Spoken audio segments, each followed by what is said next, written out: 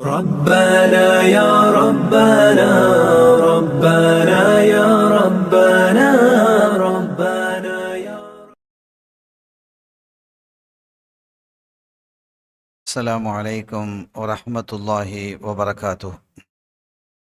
الحمد لله والصلاة والسلام على رسول الله صلى الله عليه وسلم. அம்மா பாத். இந்த சிறப்பான நிகழ்ச்சியை ஏழுலப்பை ஜாமியா மஸ்ஜித் மற்றும் ஓதியா மக்தப் மாணவர் ஆர் முஹம்மது கமருத்தீன் கராத் ஓதி துவக்கி வைப்பார்.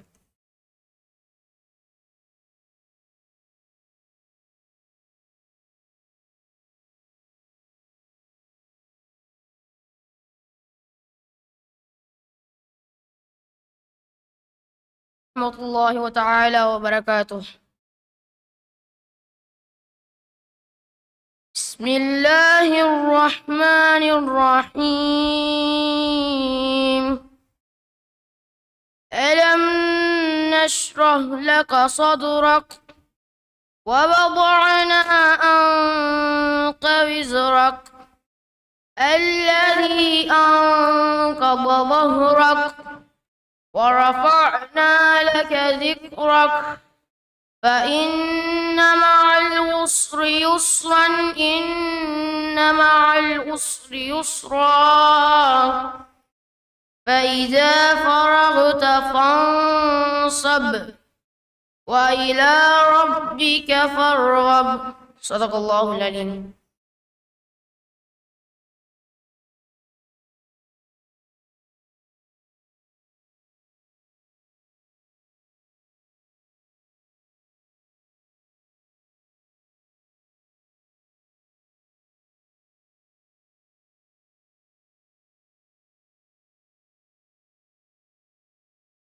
السلام عليكم ورحمة الله وبركاته. حمدا لمن خلق الإنسان وعلمه البيان. بسم الله الرحمن الرحيم.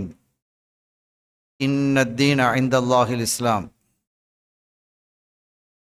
சங்கைக்குரிய அல்லாஹுவின் நல்லடியார்களே, எல்லாம் அல்லாஹுவின் பேரருளும் நபிகள் நாயகம் ஸல்லல்லாஹு அலைஹி வஸல்லம் அவர்களது நல்லாசியும் நம் அத்தனை பேர் மீதும் நிலவுமாக.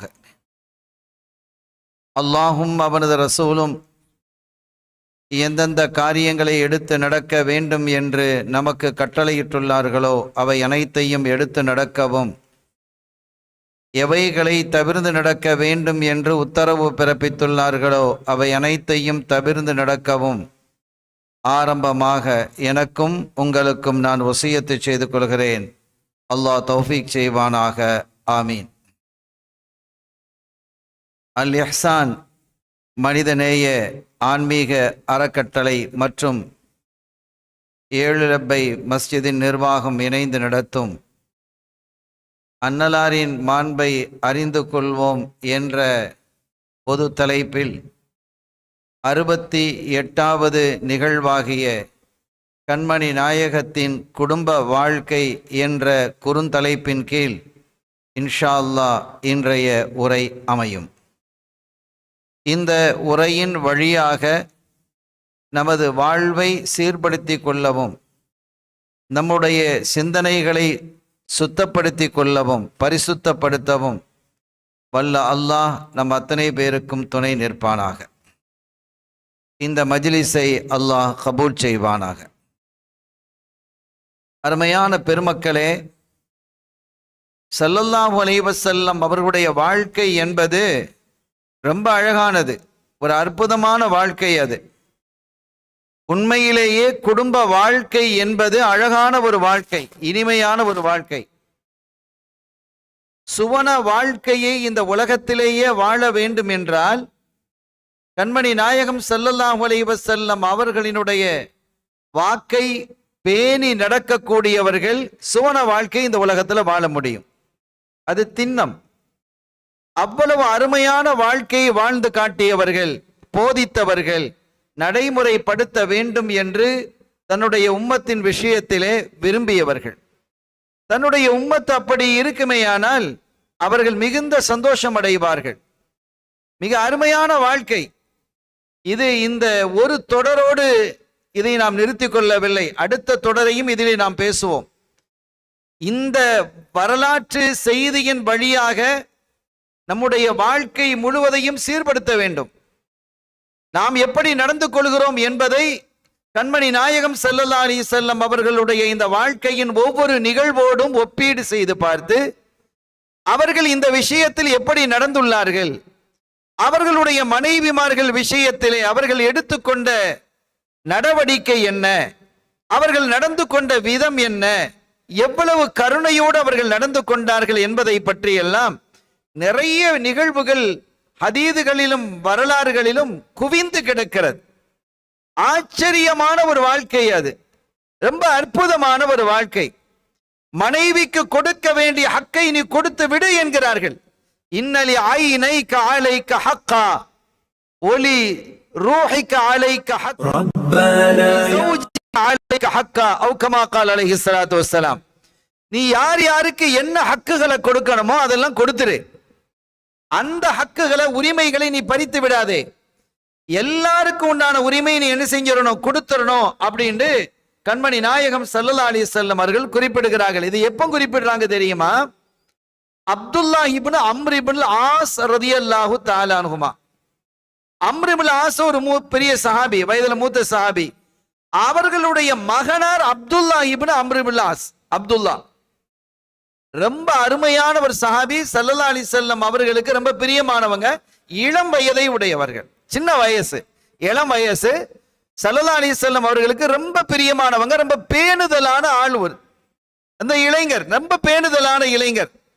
ஹலால் ஹராம பேன்றதுல, வாக்குகளை பேன்றதுல, மென்மையாக நடந்து கொள்வதில், இப்படி எல்லாம் ரொம்ப மென்மையாக அழகாக நடக்கக்கூடிய ஒரு அற்புதமான ஒரு சஹாபி தான் அப்துல்லா இப்னு அம்ர் இப்னு ஆஸ் ரலியல்லாஹு தஆலா அன்ஹு. அவங்களுக்கு கல்யாணம் முடிஞ்சிருச்சு. கல்யாணம் முடிஞ்சதற்கு பிறகு ஒரு நாள் அவங்க வாப்பா, யாரு, அப்துல்லா ரலியல்லாஹுடைய வாப்பா அம்ர் இப்னு ஆஸ் ரலியல்லாஹு தஆலா அன்ஹு, அவர்கள் வந்து தன்னுடைய மருமகள் இடத்துல கேட்கிறாங்க, என் மகன் எப்படி இருக்கிறாரு உங்ககிட்ட? இதெல்லாம் கேட்கணும், இதெல்லாம் கேட்கணும் அப்படிங்கறத மார்க்க நமக்கு சொல்லி தருது.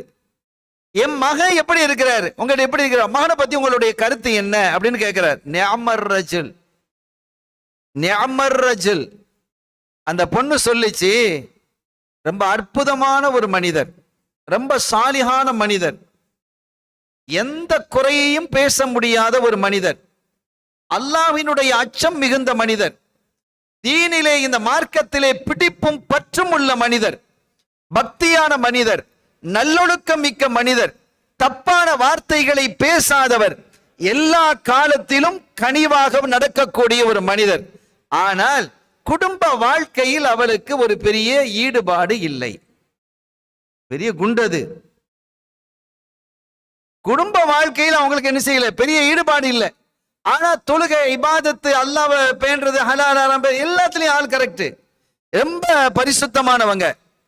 யார பத்தி எந்த கீபத்தும் பேச மாட்டாங்க, புறம் பேசுறது இல்லை, பொய் சொல்றது இல்லை, கோள் சொல்வது இல்லை, எந்த விதமான தப்பான நடவடிக்கையிலும் ஈடுபட மாட்டாங்க. ஆனா குடும்ப வாழ்க்கையில அவங்களுக்கு பெருசா ஈடுபாடு இல்லை.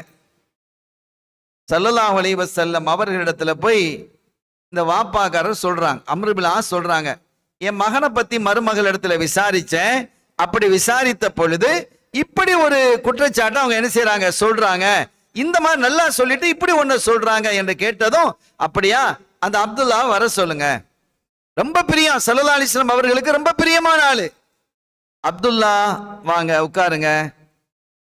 நோன்பு பிடிக்கிறீங்களா? சுன்னத்தான நோன்புகள், ஃபர்தா நோன்பு தான் பிடிப்பாங்களே, சுன்னத்தான நோன்பு பிடிக்கலாம். ஆமா, நான் பிடிக்கிறேன். எப்போ, எப்படி பிடிக்கிறீங்க? ஒவ்வொரு நாளும் பகல்ல நான் நோன்பு தான். எல்லா நாளும் நோன்பு பிடிக்கிறாங்க. 7 நாளும், வாரத்துல 7 நாளும், மாசத்துல 30 நாளும் நோன்பு. இந்த 5 நாள் தடை இருக்குல்ல, ஐயாம தஷ்ரீக்கு 3 நாள், பெருநாள் 2 நாள், இந்த 5 நாளை தவிர எல்லாம் பகல்ல பூரா நோன்பு பிடிக்கிறது. நைட்டுக்கு சாப்பிட்டுக்கலாம். அப்படியா? ரொம்ப நல்லது. அப்படியெல்லாம் என்ன செய்யக்கூடாது, செய்யக்கூடாது. அப்படியெல்லாம் நீங்க என்ன செய்யக்கூடாது, நோன்பு பிடிக்க கூடாது. நீங்க பிடிக்கிறதா இருந்தா மாசத்துல ஒரு 3 நாள் நோன்பு பிடிச்சுக்கங்க. மாசத்துல 3 நாள் தான் நோன்பு பிடிக்கணும். விளங்கிச்சா? ஏன்னா தினமும் நோன்பு பிடிக்கிறீங்க? இல்லை நாயகமே, நான் இளைஞனாக இருக்கிறேன், நான் சக்தி ஆற்றல் இருக்கு, எனக்கு நோன்பு பிடித்து அல்லாஹ்வை நெருங்கன்னு ஆசை இருக்குது. அப்படியா? சரி, பரவாயில்ல, ஒரு வாரத்தில் 2 நாள் 3 நாள் நோன்பு பிடிச்சிக்கங்க, எல்லா நாள் நோன்பு பிடிக்காதீங்க. இல்லை நாயகமே, அதை விட அதிகமாக நோன்பு பிடிக்கிறதுக்கு உண்டான சக்தி எங்கிட்ட இருக்கு. அப்படியா? ஒரு நாள் நோன்பு ஒரு நாள் நோன்பு பிடிக்க கூடாது. ஒரு நாள் நோன்பு ஒரு நாள் நோன்பு, அப்போ வருஷத்துல பாதி நாள் ஆச்சு. ஒரு நாள் நோன்பு பிடிங்க, ஒரு நாள் விடுங்க. இல்லை நாயகமே, அதை விட எனக்கு முடியும் அப்படிங்கும்போது அதுக்கு மேல நோன்பே கிடையாது. அதுக்கு மேல நோன்பே கிடையாது. அப்துல்லா, நீங்க என்ன நினைச்சுக்கிட்டு இருக்கிறீங்க? அதுக்கு மேல நோன்பே கிடையாது அப்படின்னு சொல்லிட்டு இவ்வளவுதான் நோன்பு. தாவூத் அலைஹிஸ்ஸலாம் அவர்களுடைய நோன்பு இப்படித்தான், அதுக்கு மேல ஒரு நோன்பே இல்லை என்கிறார்கள் ஸல்லல்லாஹு அலைஹி வஸல்லம். காலமெல்லாம் நோம்பெல்லாம் பிடிக்க கூடாது என்று சொல்லிவிட்டு, குர்ஆன் ஓதுறீங்களா? ஆமா, குர்ஆன் ஓதுறேன். எப்படி ஓதுறீங்க? ஒவ்வொரு நாளும் நான் குர்ஆனை ஓதி முடிச்சிருவேன். அது வரைக்கும் என்ன சூரா இறங்கி இருக்குதோ அவ்வளோத்தையும் ஓதி முடிச்சிடுறது. அப்படிலாம் ஓதக்கூடாது. ஒரு மாசத்துல ஒரு முறை ஓதி முடிச்சா நீங்க போதும். ஒரு மாசத்துல ஒரு முறை ஓதி முடிச்சா போதும். உன் பொண்டாட்டிட்டு சந்தோஷமா இருங்கிறாங்க. அதன் வழியாக என்ன சொல்றாங்க? மனைவியை சந்தோஷப்படுத்துங்கள் என்கிறார்கள். குடும்ப வாழ்க்கையை நீங்கள் அழகாக்குங்கள். அது இபாதத்துங்கிறத முதல்ல புரியணும். அது இபாதத்துங்கிறத முதல்ல புரியணும். ஒரு கட்டத்துல ஒரு வித்தியாசமான ஒண்ணுதான். சஹாபிகள் ஆச்சரியப்பட்டு போயிட்டாங்க. ஸல்லல்லாஹு அலைஹி வஸல்லம் சொல்றாங்க, உங்கள் மனைவியோடு நீங்கள் உறவு கொள்வதின் மூலமாக உங்களுக்கு நன்மைகள் வழங்கப்படும். இது பெரிய ஆச்சரியமா இருக்கா இல்லையா? துனியால எந்த மதமும் சொல்லாத ஒரு விஷயம், எந்த மார்க்கமும் சொல்லாத ஒரு விஷயம், எந்த சமயமும் கூறாத ஒரு விஷயம். என்ன சொல்றாங்க? உங்கள் மனைவியோடு நீங்கள் உறவு கொள்வது என்பது இபாதத், அதற்கு நன்மை வழங்கப்படும். சஹாபிகள்லாம் ஆச்சரியப்பட்டு கேட்டாங்க, யார் ரசூலல்லாஹ், எங்களுடைய இச்சையை தணிப்பதற்காக, எங்களுடைய ஆசையை தணிப்பதற்காக எங்கள் மனைவி இடத்தில் நாங்கள் சொல்றோம், இதற்கு நன்மையா? இது இபாதத்தா? அவங்க திருப்பி கேட்டாங்க, அந்த ஆசையை வேறு ஒரு பெண்ணோடு தப்பாக செலவழித்தால் அதற்கு தண்டனை இருக்கிறதான்னு கேட்டாங்க. ஆமா, தண்டனை இருக்கிறது. அதற்கு தண்டனை என்றால் இதற்கு நன்மை தான். ஒரு அருமையான மார்க்கம் இல்லையா? எவ்வளவு அழகான மார்க்கம் இது. எனவே மனைவியை சந்தோஷப்படுத்துவது இபாதத் என்று சொன்ன மார்க்கம் இது. அப்துல்லா இப்னு அம்ர் பின் ஆஸ், அப்படியெல்லாம் நீங்க தொழுதுட்டுலாம் இருக்க முடியாது, எல்லா நாளும் நோன்பு பிடிச்சிட்டுலாம் இருக்க முடியாது. நீங்க என்ன செய்யணும்? நீங்க மனைவியோடு சந்தோஷமாக குதூகலமாக இருக்கணும். அது இபாதத்துன்னாங்க ஸல்லல்லாஹு அலைஹி வஸல்லம். இப்ப மனைவிமார்கள் சொல்றாங்க, ஸல்லல்லாஹு அலைஹி வஸல்லம் மனைவிமார்கள் குறிப்பிடுறாங்க, உம்மஹாத்துல் முஃமினீன், நம்முடைய தாய்மார்கள் குறிப்பிடுறாங்க, ஸல்லல்லாஹு அலைஹி வஸல்லம் வீட்டை விட்டு வெளியில போயிட்டா எப்ப வருவாங்கன்னு நாங்க எதிர்பார்த்துக்கிட்டே இருப்போம். வீட்டை விட்டு வெளியில போயிட்டாங்கன்னா எப்ப அவங்க வருவாங்க அப்படின்னு நாங்க எதிர்பார்த்து கொண்டே இருப்போம் என்று குறிப்பிடுறாங்க. எத்தனையோ வீடுகள்ல மாப்பிள்ளை வெளியில போயிட்டா, அப்பா நிம்மதியா இருக்குதுமா, தாங்க முடியல அதாபு அப்படின்னு சொல்லக்கூடிய பெண்கள் எத்தனை பெண்கள் இருக்கிறாங்க? வந்துருவாரோ வந்துருவாரோ அப்படின்னு பயந்து நடுங்கக்கூடியவங்க இருக்கிறாங்க. அந்த மாப்பிள்ளமார்கள் எப்படி பேசுறாங்க தெரியுமா? நான் வீட்டுக்குள்ள போயிட்டா கப் சிப்பா இருப்பாங்க. வீட்டுல ஒரு சத்தம் வராது, எல்லாம் கப் சிப். என்ன ராணுவ முகாமா வீடு அல்லது போலீஸ் ஸ்டேஷனா? வீடு என்பது கலகலப்பாக இருக்கணும். ஸல்லல்லாஹு அலைஹி வஸல்லம் இதுல என்ன ஒரு ஆச்சரியம் சொன்னா, அவங்க ஒரு கழுதை வளர்த்தாங்க. ஸல்லல்லாஹு அலைஹி வஸல்லம் அவர்கள் கழுதையிலையும் வாகனிப்பாங்க. அவங்க வீட்டு கழுதை வெளியில் நிற்கும். ஸல்லல்லாஹு அலைஹி வஸல்லம் அவங்க வர்றாங்கன்னு தெரிஞ்சதும் படுத்து கிடந்த கழுதை எழுந்து நின்று குதிக்க ஆரம்பிச்சிடும். சந்தோஷம் தாங்க முடியாது அதுக்கு. அந்த அளவிற்கு ஜீவ காருண்யமுடையவர்களாக ஸல்லல்லாஹு அலைஹி வஸல்லம் இருந்தாங்க. மனிதர்கள் மீது பிரியம் கொண்டவர்களாக இருந்தார்கள், பாசம் கொண்டவர்களாக இருந்தாங்க, கருணையோடு நடக்கக்கூடியவர்களாக இருந்தார்கள். ஸல்லல்லாஹு அலைஹி வஸல்லம் அவர்கள் எப்பனா திரும்பி வரமாட்டாங்க அப்படின்னு எல்லாரும் எதிர்பார்த்து கொண்டிருப்பாங்க. வீடுகள்ல பிள்ளைகள் தன்னுடைய தந்தையை பார்த்துட்டா என்ன செய்யணும்? சந்தோஷம் அடையணும். பாப்பா வந்துட்டாங்க, பாப்பா வந்துட்டாங்க, அப்பா வந்துட்டாங்கன்னு ஓடி வரணும். பாப்பா வந்துட்டாங்கப்பா பேசாத அப்படின்னு பேசுறது அது ஒரு நல்ல குடும்பம் அல்ல, அது அழகான குடும்பம் அல்ல அது. எனவே குடும்பத்தில் அவ்வளவு அற்புதமாக அழகாக நடக்க வேண்டும் என்று நமக்கு போதிக்கப்படுகிறது. குடும்பத்துக்காக நீங்கள் உழைக்கிறீங்களே, நீங்க சம்பாதிக்கிறீங்களே, அது இபாதத்துங்கிறத விளங்குங்கிறது குர்ஆன். குடும்பத்துக்காக உழைப்பது என்பது அது இபாதத். நம்ம வெள்ளிக்கிழமை ஓதப்படும் ஃபைதா குதியத்திஸ் ஸலாத்து ஃபுந்தஷிரு ஃபில் அர்தி வப்தகு மின் ஃபத்லில்லாஹ். அல்லாஹ் சொல்றான், ஜும்மா தொழுகை முடிஞ்சிருச்சா, நீங்க என்ன செய்யுங்க, புறப்பட்டு அல்லாஹ்வுடைய ரிஸ்க தேடி பூமி பூரா போங்கங்கிறான். ரிஸ்க தேடி போங்கங்கிறான் அல்லாஹ். ஜும்மா தொழுகை முடியும், ஜும்மாக்கு நீங்க கண்டிப்பா வந்து ஆகணும். மற்ற தொழுகை மாதிரி இல்லையே. லொஹர் தொழுகை வந்து ஜமாத்தா தொழலாம், ஜமாத் இல்லைன்னா தனியாகவும் தொழ முடியும் தானே. ஜும்மா அப்படி தொழ முடியுமா? தொழ முடியாது. ஜும்மாவை ஜமாத்தா தான் தொழணும். ஜும்மா தொழுகை மட்டும் ஜமாத்தா, மற்ற எந்த தொழுகையும் தனியா தொழ முடியும்.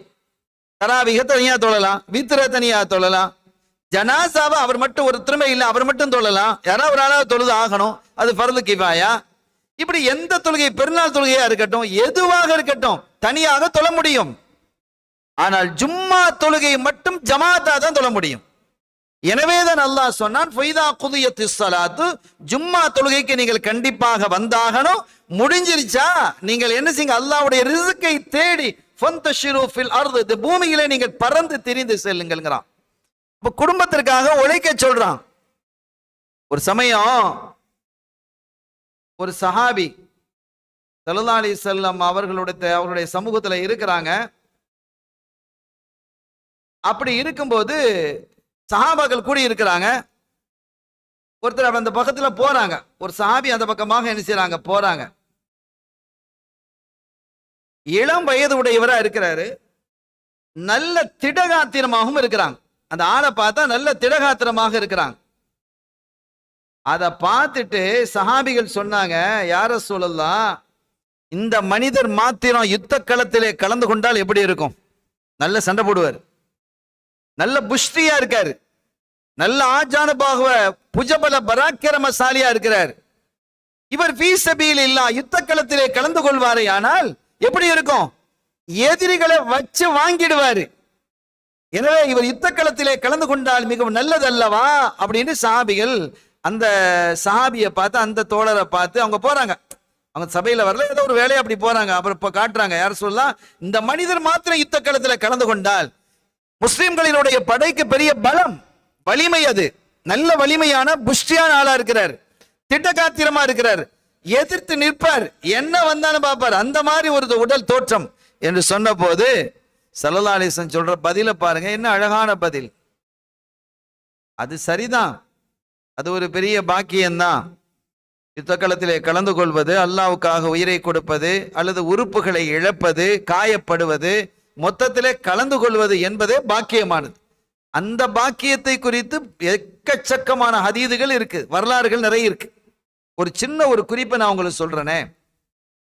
ஒரு யுத்தத்துக்காக வேண்டி ஒரு படை போயிட்டு இருக்கு. ஸல்லல்லாஹு அலைஹி வஸல்லம் அந்த படையில போறாங்க, அவங்க தலைமையேற்று போயிட்டு இருக்கிறாங்க. போகும்போது எல்லாரும் ஒரு பக்கம் போகும்போது ஒரே ஒரு ஆள் மாத்திரம் தனியா போறாங்க. ஒரு ஆள் மாத்திரம் தனியா அப்படி ஒரு ஒதுங்கி தனியாக தூரத்துல வர்றாங்க. அவர் ஏன் தூரத்துல வர்றாரு? அவர் நம்ம படையில வர வேண்டியது தானே, இந்த யுத்தத்துல தானே கலந்துக்கிறாரு. நம்மளாம் எல்லாம் போகும்போது அவர் மட்டும் தனியா போறாரு, அவர் கூப்பிடுங்கன்னாங்க. வந்தாங்க. என்ன நீங்க யுத்தத்துக்கு தானே வர்றீங்க? ஆமா நாயகமே, நான் யுத்தத்துல தான் கலந்து கொள்ள தான் வந்திருக்கிறேன். சரி, எல்லாரும் இங்க போறோம், நீங்க மட்டும் அங்க தனியா போறீங்களே, என்ன அப்படின்னு? இல்ல ஒண்ணும் இல்ல, இன்னைக்கு நான் புது ட்ரெஸ் போட்டிக்கிறேன். சரி, அதுக்கு என்ன? இந்த படையில போகும்போது புழுதி கிளம்புமா இல்லையா, அது ட்ரெஸ் கொஞ்சம் அழுக்காயிடும், அதுக்காக வேண்டி நான் அங்கே வர்றேன் அப்படின்னு ஒரு சாபி சொல்றாங்க. இப்ப நம்ம ஒரு புது ட்ரெஸ் பட்டா அந்த இதுல ஒரு அழுக்க பெருநாள் போட்டு ட்ரெஸ்ஸை போட்டீங்கன்னு வைங்களேன், அதுல திடீர்னு ஒரு அழுக்க பட்ட நமக்கு எப்படி இருக்கும்? உயிர் போற மாதிரி இருக்கும். அது ஒரு பெரிய மேட்டரே கிடையாது. ஆனா ஒரு பெருசா அந்த நப்ச போட்டு பெரிய பேய் ஆக்கிறோம் நம்ம.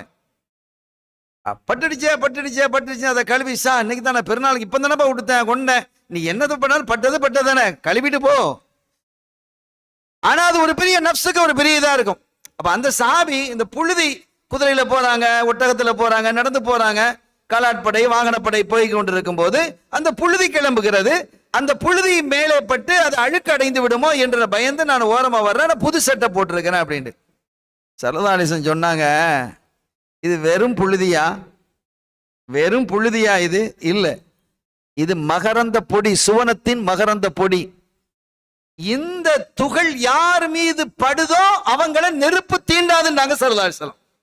யுத்தமே பண்ணல, யுத்தத்துக்கு தான் போறாங்க. யுத்தத்துக்கு போகும்போது அதனுடைய மிருகங்கள், ஒட்டகம், குதிரைகளினுடைய குளம்பொலிகளிலிருந்து எழும்பக்கூடிய அந்த துகள்கள் அந்த புழுதி யார் மேல படுதோ அவங்கள நரகம் தீண்டாதுங்கிறாங்கன்னா, கலந்து கொண்டால் எப்படி, அதுல காயப்பட்டால் எப்படி, உறுப்புகளை இழந்தால் எப்படி, அதற்காக செலவழித்தால் எப்படி, உயிரையே கொடுத்தால் எப்படி? இப்ப இவ்வளவு பெரிய பாக்கியம் அதுல இருக்கு. அந்த சிறப்பை பற்றி நிறைய செய்திகள் இருக்கு. ஷோதாக்கள் இருக்கிறாங்களே, அவங்க அரிசுக்கு கீழே இருப்பாங்களாம். அரிசுக்கு கீழே அப்படி இருப்பாங்க. நினைச்ச நேரம் சொற்களத்துக்குள்ள பறந்து அப்படியே திரிந்து வருவாங்களாம். பறவைகள் மாதிரி அப்படி பறந்து திரிந்து வருவாங்க. நம்மள கற்பனை பண்ணி நமக்கு மட்டும் ரெக்கை இருந்தா அமெரிக்கா வரைக்கும் போயிட்டு வந்துடலாமே, அல்ல உம்ராவுக்கு போயிட்டு வந்துடலாமே, மதீனா ஷரீஃப் போயிட்டு வந்துடலாமே, இப்படிலாம் யோசிக்கலாமா இல்லையா? ரெக்கை இருந்தா பறக்கலாம், பறந்து போயிடலாமே. சுவனத்திலே அவர்கள் பறந்து திரிவார்கள், பறவைகள் போன்று. நாடிய இடத்திற்கு செல்வார்கள், நாடியதை சாப்பிடுவார்கள். அவ்வளவு பெரிய சிறப்பை அல்லாஹ் கொடுத்திருக்கிறான். அரிசுக்கு கீழே இருக்குங்கிறது பெரிய பாக்கியம் இல்லையா? உலகத்தில் அப்படி ஒரு இல்லம், ஒரு மாளிகை, ஒரு கூட கோபுரம் இருக்க முடியுமா? அவ்வளவு அழகு, அதெல்லாம் வர்ணிப்பதற்கு வார்த்தை இல்லை. அப்படிப்பட்ட சிறப்பை அல்லாஹ் யாரு கொடுத்திருக்கிறான்? ஷோதாக்களுக்கு கொடுத்திருக்கிறான். எனவே இந்த சஹாபிகள் சொன்னது சரி. என்ன சொல்றாங்க? இந்த இளைஞர் நல்ல ஆஜானுபாகுவாக இருக்கக்கூடிய இளைஞர், நல்ல வலிமையான இளைஞர், நல்ல தோற்றத்தோடு இருக்கக்கூடிய இளைஞர், எதிரிகளை துவம்சம் செய்யக்கூடிய ஆற்றல் அவருக்கு இருக்கு. அவர் யுத்த களத்திலே கலந்து கொண்டால் அது ஒரு பெரிய பாக்கியமாக இருக்கும். அவருக்கும் பாக்கியம், நம்முடைய இஸ்லாமிய படைக்கும் பாக்கியம் அல்லவா என்று சொன்ன போது ஸல்லல்லாஹு அலைஹி வஸல்லம் சொன்னாங்க, அது உண்மைதான். ஆனா அவர் உழைத்து தன்னுடைய வயது முதிர்ந்த பெற்றோருக்கு, மனைவிக்கு, தன்னுடைய இளம் பிள்ளைகளுக்கு அவர் கொடுக்கிறார் என்றால் அந்த நன்மை அந்த ஜிஹாதிலே கலந்து கொள்ளக்கூடிய நன்மையை விட குறைவானது அல்லன்னாங்க ஸல்லல்லாஹு அலைஹி வஸல்லம். நம்ம என்ன நினைச்சிட்டு இருக்கிறோம்? வாழ்க்கை ஸல்லல்லாஹு அலைஹி வஸல்லம் எப்படி சொல்றாங்கன்னு பாருங்க. உங்கள் மனைவி மக்களுக்கு நீங்கள் வழங்குவது ஜிஹாதிலே கலந்து கொள்ளக்கூடிய நன்மையை விட குறைவானது அல்ல. இன்னைக்கு எத்தனையோ மக்கள் பார்க்கிறோம், சில குடும்பங்களை பார்க்கிறோம், பிரச்சனைகள் வரும்போது என்ன அப்படின்னு கேட்டா, அவர் அங்க உட்காந்து சங்கத்தில் உட்காந்து அரட்டை அடிச்சுட்டு இருக்கிறது, பேசிக்கிட்டு இருக்கிறது, சம்பாதிக்க போறது இல்லை, அப்படி பழகிடுச்சு. சில இளைஞர்களை நாம் பார்க்கிறோம், முடியல அது வேற, வயசாயிடுச்சு, ரிட்டையர்ட் ஆயிட்டாரு வேலை, அவர் சொல்லல, நம்ம அவங்கள ஒன்றும் சொல்ல முடியாது. ஆனால் நல்ல முடியும் என்ற நிலையில இருக்கக்கூடியவர்கள், மனைவிக்கு உழைத்து கொடுக்க வேண்டியது ஹக்கு, கடமை என்று இருக்கக்கூடியவர்கள், தாய் தந்தையர்களை கவனத்தில் கொண்டு உழைக்க வேண்டும் என்று இந்த மார்க்கம் சொல்கிறது. அப்படிப்பட்ட இளைஞர்கள் உழைக்காமல் அங்கும் இங்கமாக உட்கார்ந்து கொண்டு, தாம் தள்ளி கொண்டு, கேரம் போர்டு விளையாடி கொண்டு, சீட்டு விளையாடி கொண்டு, நண்பர்களோடு நேரத்தை கழித்து கொண்டு இருப்பதை இஸ்லாம் வெறுக்கிறது, கண்டிக்கிறது. அவர்கள் அல்லாஹ்வினுடைய கோபத்திற்கு ஆளானவர்கள். எனவே நீங்கள் உங்களுடைய குடும்பத்திற்காக உழைக்கக்கூடிய ஒவ்வொரு உழைப்பும் இபாதத். நீங்க ஒரு பைசா சம்பாதிச்சாலும் அது இபாதத்துங்கிறாங்க வல்லலம் கண்மணி நாயகம் ஸல்லல்லாஹு அலைஹி வஸல்லம் அவர்கள். இன்னொன்னு இருக்கு, ஸல்லல்லாஹு அலைஹி வஸல்லம் அவர்கள் தங்களுடைய மனைவிமார்களிடத்தில் எப்படி இருப்பாங்கன்னு கேட்டா, கையில கிடைச்சதுன்னு சொன்னா உடனே செலவழிப்பாங்க. செலவழிக்கிறதுல யோசிக்கவே மாட்டாங்க, செலவழிச்சா நாளைக்கு அப்படிலாம் கிடையாது, தாராளமா கொடுத்துருவாங்க. ஆயிஷா சித்திகா ரலியல்லாஹு தஆலா சொல்றாங்க, ஸல்லல்லாஹு அலைஹி வஸல்லம் எங்களுடைய விஷயங்கள்ல தாராளமாக இருப்பாங்க. அதுவும் ரமலான் வந்து விட்டால் தென்றலை விட சிறப்பாக இருப்பார்கள். தென்றலை விட சிறப்பாக இருப்பாங்க, ரொம்ப தாராளமாக நடந்து கொள்வார்கள். மனைவி இடத்திலே, உன்னுடைய குடும்பத்திடத்தில் நீ தாராளமாக நடந்து கொண்டால், ஸல்லல்லாஹு அலைஹி வஸல்லம் சொல்றாங்க, உன் குடும்பத்த இடத்துல நீ தாராளமாக நடந்து கொண்டால் அல்லாஹ் உன்னிடத்தில் தாராளமாக இருப்பான் அவங்க சொல்றாங்க. அப்ப ரசூல் ஸல்லல்லாஹு அலைஹி வஸல்லம் அவர்களே சொல்லி தருகிறார்கள், உன் குடும்பத்தோடு நீ தாராளமாக இரு, அள்ளி கொடு, ஆனா வீண் விரயம் செய்யாத. வீண் விரயம் செய்யக்கூடாது. நம்ம மாப்பிள்ளை எவ்வளவு கேட்டாலும் தருவாரு அப்படிங்கிறதுக்காக வேண்டி கடந்து கடிதம் வாங்கி போடக்கூடாது. தேவையா இருந்தா மட்டும், இல்லாட்டா அது கேள்வி ஆயிடும் அல்லாஹ்விடத்துல. தேவை என்று வரும் பொழுது அதிலே குறைபாடு வைக்காதே, நல்ல உணவை கொடு, ருசியான உணவை கொடு, அதற்காக செலவழி. குரு வஷ்ரபு, நல்லா சாப்பிடுங்க, நல்ல குடிங்க, ஒலா துஸ்ரிஃபு, ஆனால் வீண் விரயம் செய்யாதீர்கள். நல்லா சாப்பிடுங்க, அல்லாஹ் ஹலாலாக்கி இருக்கக்கூடிய ரிஸ்கை நீங்க சாப்பிடுங்க. அது எவ்வளவு சாப்பிடுங்க, உங்களுக்கு தேவைக்கு சாப்பிடுங்க, எவ்வளவு ருசியாவும் சாப்பிடுங்க, அது பிரச்சனை இல்லை. ஆனால் வீண் விரயம் செய்யாதீர்கள். எத்தனை கல்யாண வீடுகள்ல வீண் விரயம் நடக்குது பாக்குறோமா இல்லையா? ஒரு உணவு இருக்குது, ஒரு உணவுன்னா அந்த அளவுக்கு நம்ம சாப்பிடுவோம். ரெண்டாவது ஒரு உணவு அதில் சேரும் போது நம்முடைய அந்த உணவு, ஃபர்ஸ்ட் உணவினுடைய அளவு குறையுமா இல்லையா? குறையத்தானே செய்யும். 3வது உணவு, 4வது உணவு, 5, 6, 7, 10 வகை, 20 வகை, 30 வகை அப்படின்னு சொல்றாங்க. அந்த வகையெல்லாம் வைக்கும்போது என்ன, அந்த உணவுகள், இந்த வெரைட்டிஸ் அதிகமாக அதிகமாக என்ன செய்யும், உணவினுடைய நாம் சாப்பிடக்கூடியதனுடைய ஒவ்வொருடைய அளவும் குவாலிட்டி குறையும். அப்படி குறையும் போது ஆனா மொத்த டோட்டல் பார்க்கும்போது சரியாயிடும். இதுல 4%, இதுல 4%, இதுல 8%, இதுல 10%, 100% வந்துடும். ஆனால் அப்படி செய்யும் பொழுது நம்ம என்ன செய்யணும், கவனமாக இருக்கணும், வீண் விரயமாகாமல் பார்க்கணும். எத்தனை இடங்கள்ல குப்பையில கொட்டக்கூடியதை நம்ம பார்த்திருக்கிறோம். எத்தனை மக்கள் உணவு இல்லாம இருக்கிறாங்க. ஆனா மனைவிக்கு நீங்கள் தாராளமாக கொடுங்கள், கஞ்சத்தனம் செய்யாதீங்க. மனைவிக்கு கொடுக்கிறதுல எந்த கஞ்சத்தனமும் செய்யக்கூடாது. அதே சமயம் மனைவி வீண் வரையும் செய்யக்கூடாது. தாராளமாக நடந்து கொள்ள வேண்டும் என்று வள்ளலம் கண்மணி நாயகம் முஹம்மதுர் ரசூலுல்லாஹி ஸல்லல்லாஹு அலைஹி வஸல்லம் அவர்கள் குறிப்பிடுறாங்க. அழகான ஒரு வாழ்க்கையை நமக்கு வாழ்ந்து காட்டி இருக்கிறாங்க. ஆரம்ப வாழ்க்கை சய்யிதத்துனா ஹதீஜா ரலியல்லாஹு தஆலா அன்ஹா அவங்களோட தான் ஸல்லல்லாஹு அலைஹி வஸல்லம் வாழ்க்கை இருந்தது. அருமையான வாழ்க்கை, கனிவான வாழ்க்கை, ரொம்ப ஆச்சரியமான ஒரு வாழ்க்கையை வாழ்ந்தாங்க. ஒரு கட்டத்தில் கதீஜா நாயகி வஃபாத்தானதுக்கு பிறகு அதுக்கு பிறகுதான் என்ன செய்றாங்க, ஸல்லல்லாஹு அலைஹி வஸல்லம் மேராஜுக்கு போறாங்க. மேராஜ் போறதுக்கு முன்னாலேயே கதீஜா நாயகி வஃபாத் ஆயிட்டாங்க. அப்ப நீண்ட காலம் அவங்களோட தான் வாழ்ந்திருக்கிறாங்க. 25 வருஷம் வாழ்ந்தாங்க. 25 வருடங்கள் கதீஜா நாயகியோட மட்டும் வாழ்ந்தாங்க.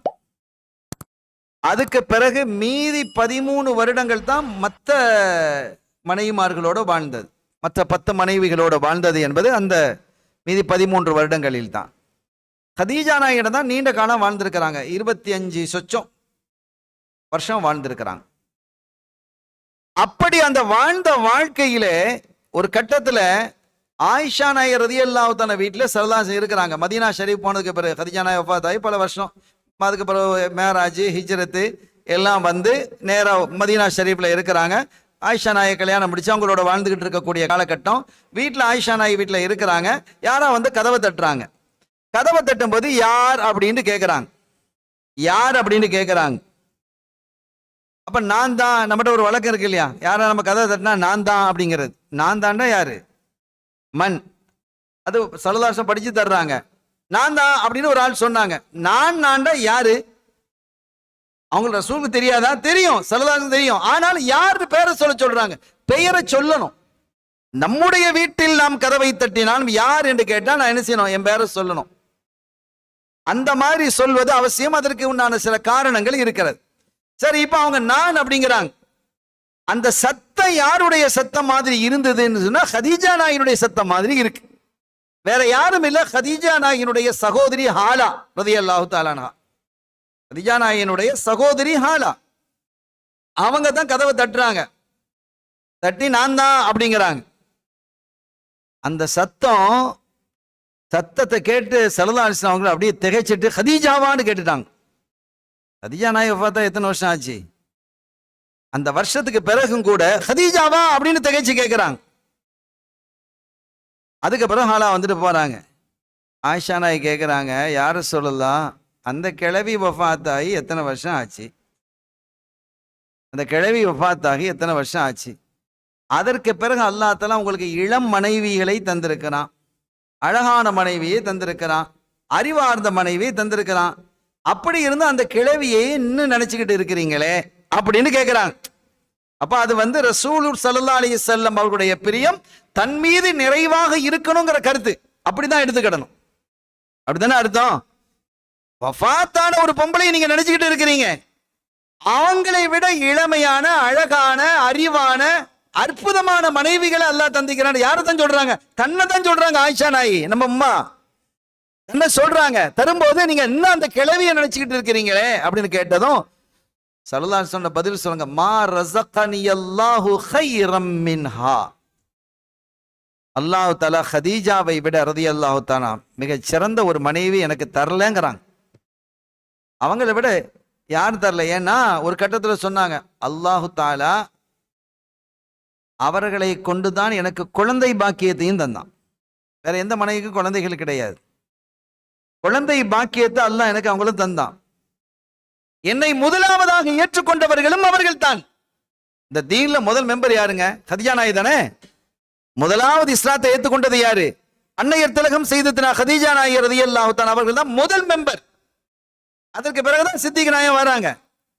முதலாவதாக ரசூலுல்லாவை ரசூலுல்லா என்று ஏற்றுக்கொண்டது யாருன்னா கதீஜா நாயகி ரலியல்லாஹு தஆலா அவர்கள் தான். அதோடு மாத்திரமல்லாமல் பெரிய சீமாட்டியா இருந்தாங்க. எல்லா செல்வத்தையும் என்னுடைய விருப்பத்திற்கு தகுந்தவாறு இந்த தீனுக்காக செலவழிச்சவங்க. அப்படிப்பட்ட ஒரு அற்புதமான பெண் என்று ஸல்லல்லாஹு அலைஹி வஸல்லம் அவர்கள் பாராட்டி விட்டு மா ரஸக்னி அல்லாஹ் கைரம் மினா அப்படிங்கிறாங்க.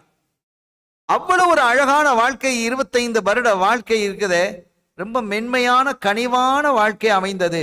ஸல்லல்லாஹு அலைஹி வஸல்லம் அவர்களுடைய விருப்பம் எதுவோ அதுவே என்னுடைய விருப்பம் என்று நினைச்சவங்க. ஒரு கட்டத்துல குறைஷிகள் இப்படி பேசினாங்க. முஹம்மத் ஸல்லல்லாஹு அலைஹி வஸல்லம் அவர்கள் பெரிய, அவங்க ஒரு அனாதை, ஒரு ஏழை, ஒரு பெரிய சீமாட்டியே என்ன செஞ்சிட்டாங்க, கல்யாணம் முடிச்சிட்டாங்க அப்படின்னு என்ன செஞ்சாங்க, பேசினாங்க. இது கதீஜா நாயகி ரலியல்லாஹு தஆலா அன்ஹா அவர்களுடைய காதுல விழுந்த போது கொஞ்சம் மன சங்கடப்பட்டாங்க. என்ன செஞ்சாங்க தெரியுமா? மறுநாள் தன்னுடைய சொத்துக்கள் எல்லாத்தையும் ஸல்லல்லாஹு அலைஹி வஸல்லம் கொடுத்துட்டாங்க. தன்னிடம் எதெல்லாம் இருக்குதோ எல்லாத்தையும் கொடுத்துட்டு போய் சொன்னாங்க, நான் என்னுடைய உடைமைகள் அத்தனையும் ஸல்லல்லாஹு அலைஹி வஸல்லம் அவர்களுக்கு நான் வழங்கிட்டேன். இன்னைக்கு அவங்க பெரிய பணக்காரர், நான் ஏழை. நான் ஏழைங்கிறாங்க. நான் ஏழையாக ஆகிவிட்டேன். அவர்களை நம்பித்தான் நான் இருக்கிறேன். அவங்க தந்தாதான் நான் சாப்பிட முடியும். ரசூல் ஸல்லல்லாஹு அலைஹி வஸல்லம் அவர்களை பற்றி ஒரு சின்ன குறைகள் சொல்வதையும் கூட பொறுத்து கொள்ளாதவர்கள். அப்படிப்பட்ட பிரியம் கொண்டவர்களாக அவங்க இருந்தாங்க. இன்னும் சொல்ல போனா கதீஜா நாயகியுடைய வரலாறு நாம் விரிவாகவே பேசிட்டோம் ஆரம்பத்தில். நீங்க அதை எடுத்து கேட்கணும். ஒரு தகவலை நான் இங்க மட்டும் சொல்றேன், இதையும் சொல்லியிருப்பேன் நான் கருதுறேன். கதீஜா நாயகி ஏற்கனவே கல்யாணம் முடிஞ்சவங்க. அரபுகளை பொறுத்த வரைக்கும் 2வது கல்யாணம் முடிக்கிறது, 3வது கல்யாணம் முடிக்கிறதுங்கிறது ஒரு மேட்ரே கிடையாது. அதெல்லாம் நம்ம தான் பார்த்துக்கிட்டு இருப்போம். அது ஏற்கனவே இப்போ நம்ம ஒரு புதுசா இளம் வயசால இருக்கிறாரு, ஒரு 25 வயசு வாலிபர், அவருக்கு ஒரு பொண்ணை பார்க்குறாங்க. ஒரு நல்ல பொண்ணு தான், வயசு 20 வயசு தான். ஆனால் ஏற்கனவே கல்யாணம் முடிஞ்சு மாப்பிள்ளை வஃபாத் ஆகிட்டாங்க.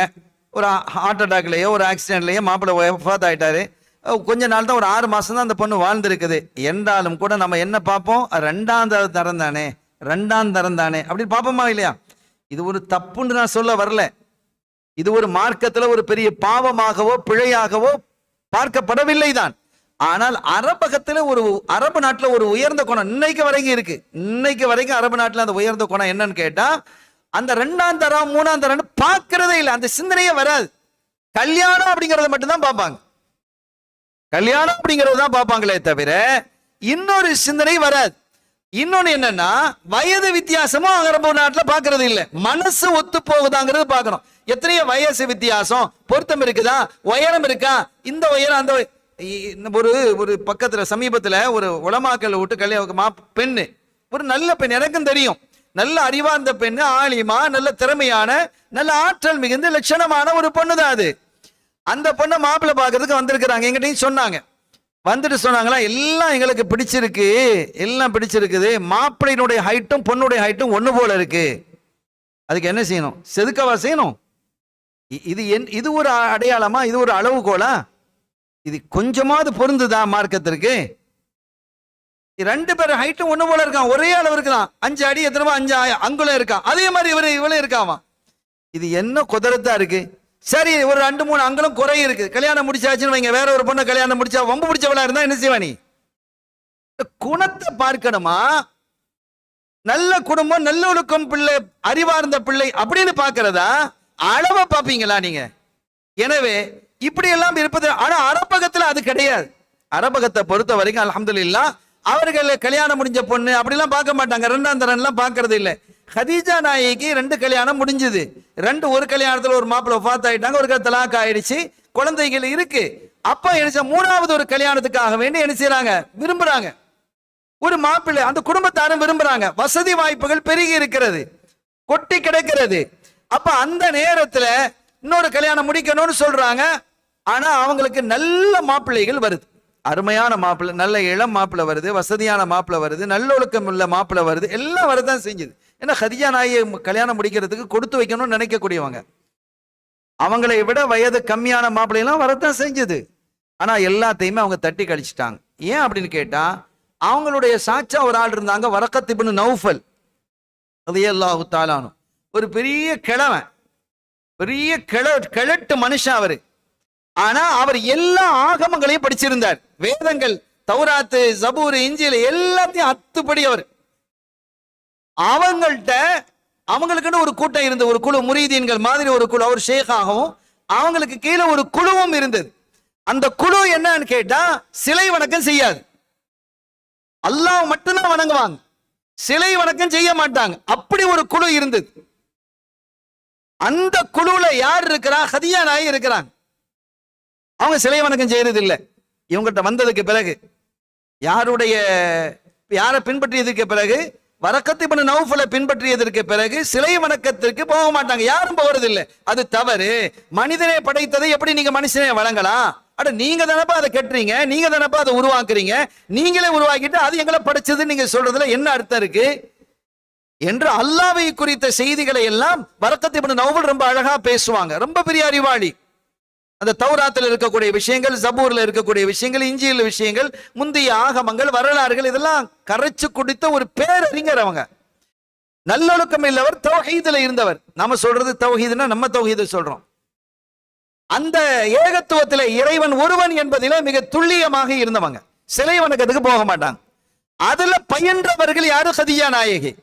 அந்த கதீஜா நாயகி ரலியல்லாஹு தஆலா அன்ஹா அவங்க இந்த வரக்கத் இப்னு நௌஃபல் மூலமாக கேள்விப்பட்ட செய்தி, இறுதி நபி வந்துட்டாங்க, பிறந்துட்டாங்க. நான் படித்த அந்த கருத்தின் பிரகாரம், வேதத்தினுடைய அடிப்படையில் நான் பார்த்தா கடைசி நபி பிறந்துட்டாங்க. அதுவும் எங்க பிறந்திருக்கிறாங்க தெரியுமா? இந்த மண்ணிலேயே பிறந்திருக்கிறாங்க. சமீபத்தில் அவங்க வெளிப்படுவாங்க, அதற்கு கொஞ்சம் நாள் இருக்குது, அவங்க வெளிப்படுவாங்க என்றெல்லாம் வரக்கத் இப்னு நௌஃபல் சொன்னதும் இவங்களுடைய கல்புல அந்த நபியை நாம கல்யாணம் முடிச்சா என்ன அப்படிங்கிற ஒரு எண்ணம் பதிஞ்சிச்சு. அப்ப அந்த நபி யாராக இருப்பா அப்படின்னு அவங்க தேட ஆரம்பிச்சாங்க. ஒரு கட்டத்துல ஸல்லல்லாஹு அலைஹி வஸல்லம் அவர்கள் அல்-அமீன் அல்-அமீன் என்று ஒரு உச்ச நிலைக்கு வந்த போது, இவங்க தான் நபியாக வருவதற்கு இந்த ஊர்லயே, ஏன்னா பிறந்து இந்த வாலிப வயதுல வந்திருக்குன்னு அவங்க சொல்லிட்டாங்க. யார? வரக்கத் இப்னு நௌஃபல் சொல்லிட்டாங்க. இந்த ஊர்ல இவங்களை விட சிறந்தவர்கள் யாரும் இல்லை.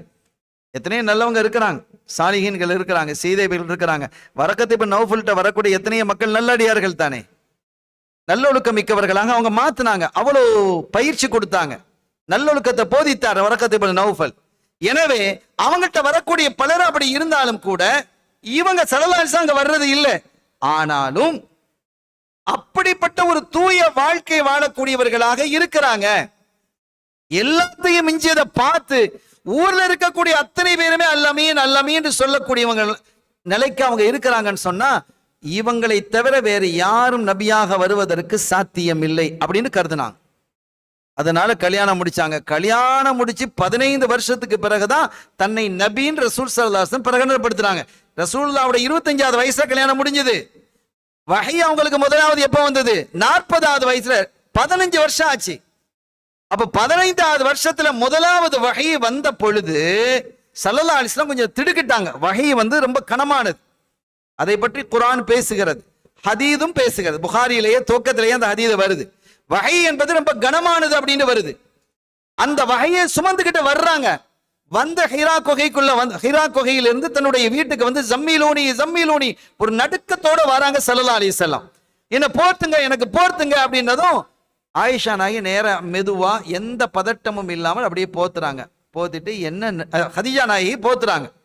கதீஜா நாயகி ரலியல்லாஹு தஆலா அன்ஹா அவங்க ஸல்லல்லாஹு அலைஹி வஸல்லம் அவர்களை போத்தி விட்டு என்ன நடந்தது ஏது என்றெல்லாம் கேட்டுட்டு அவங்க அழகான பதில சொல்றாங்க. கல்லா வல்லாஹி மா யுஹ்ஸீகல்லாஹு அபதா இன்னக லதஸிலுர் ரஹிமா வ தஹ்மிலுல் கல்ல வ தக்ஸிபுல் மஅதூம வ தக்ரியுல் லைஃப வ துஈனு அலா நவாயிபில் ஹக். புகாரியினுடைய 2வது ஹதீஸிலே வருது. ஆரம்பத்தில் ஹதீஸிலே இது வருது.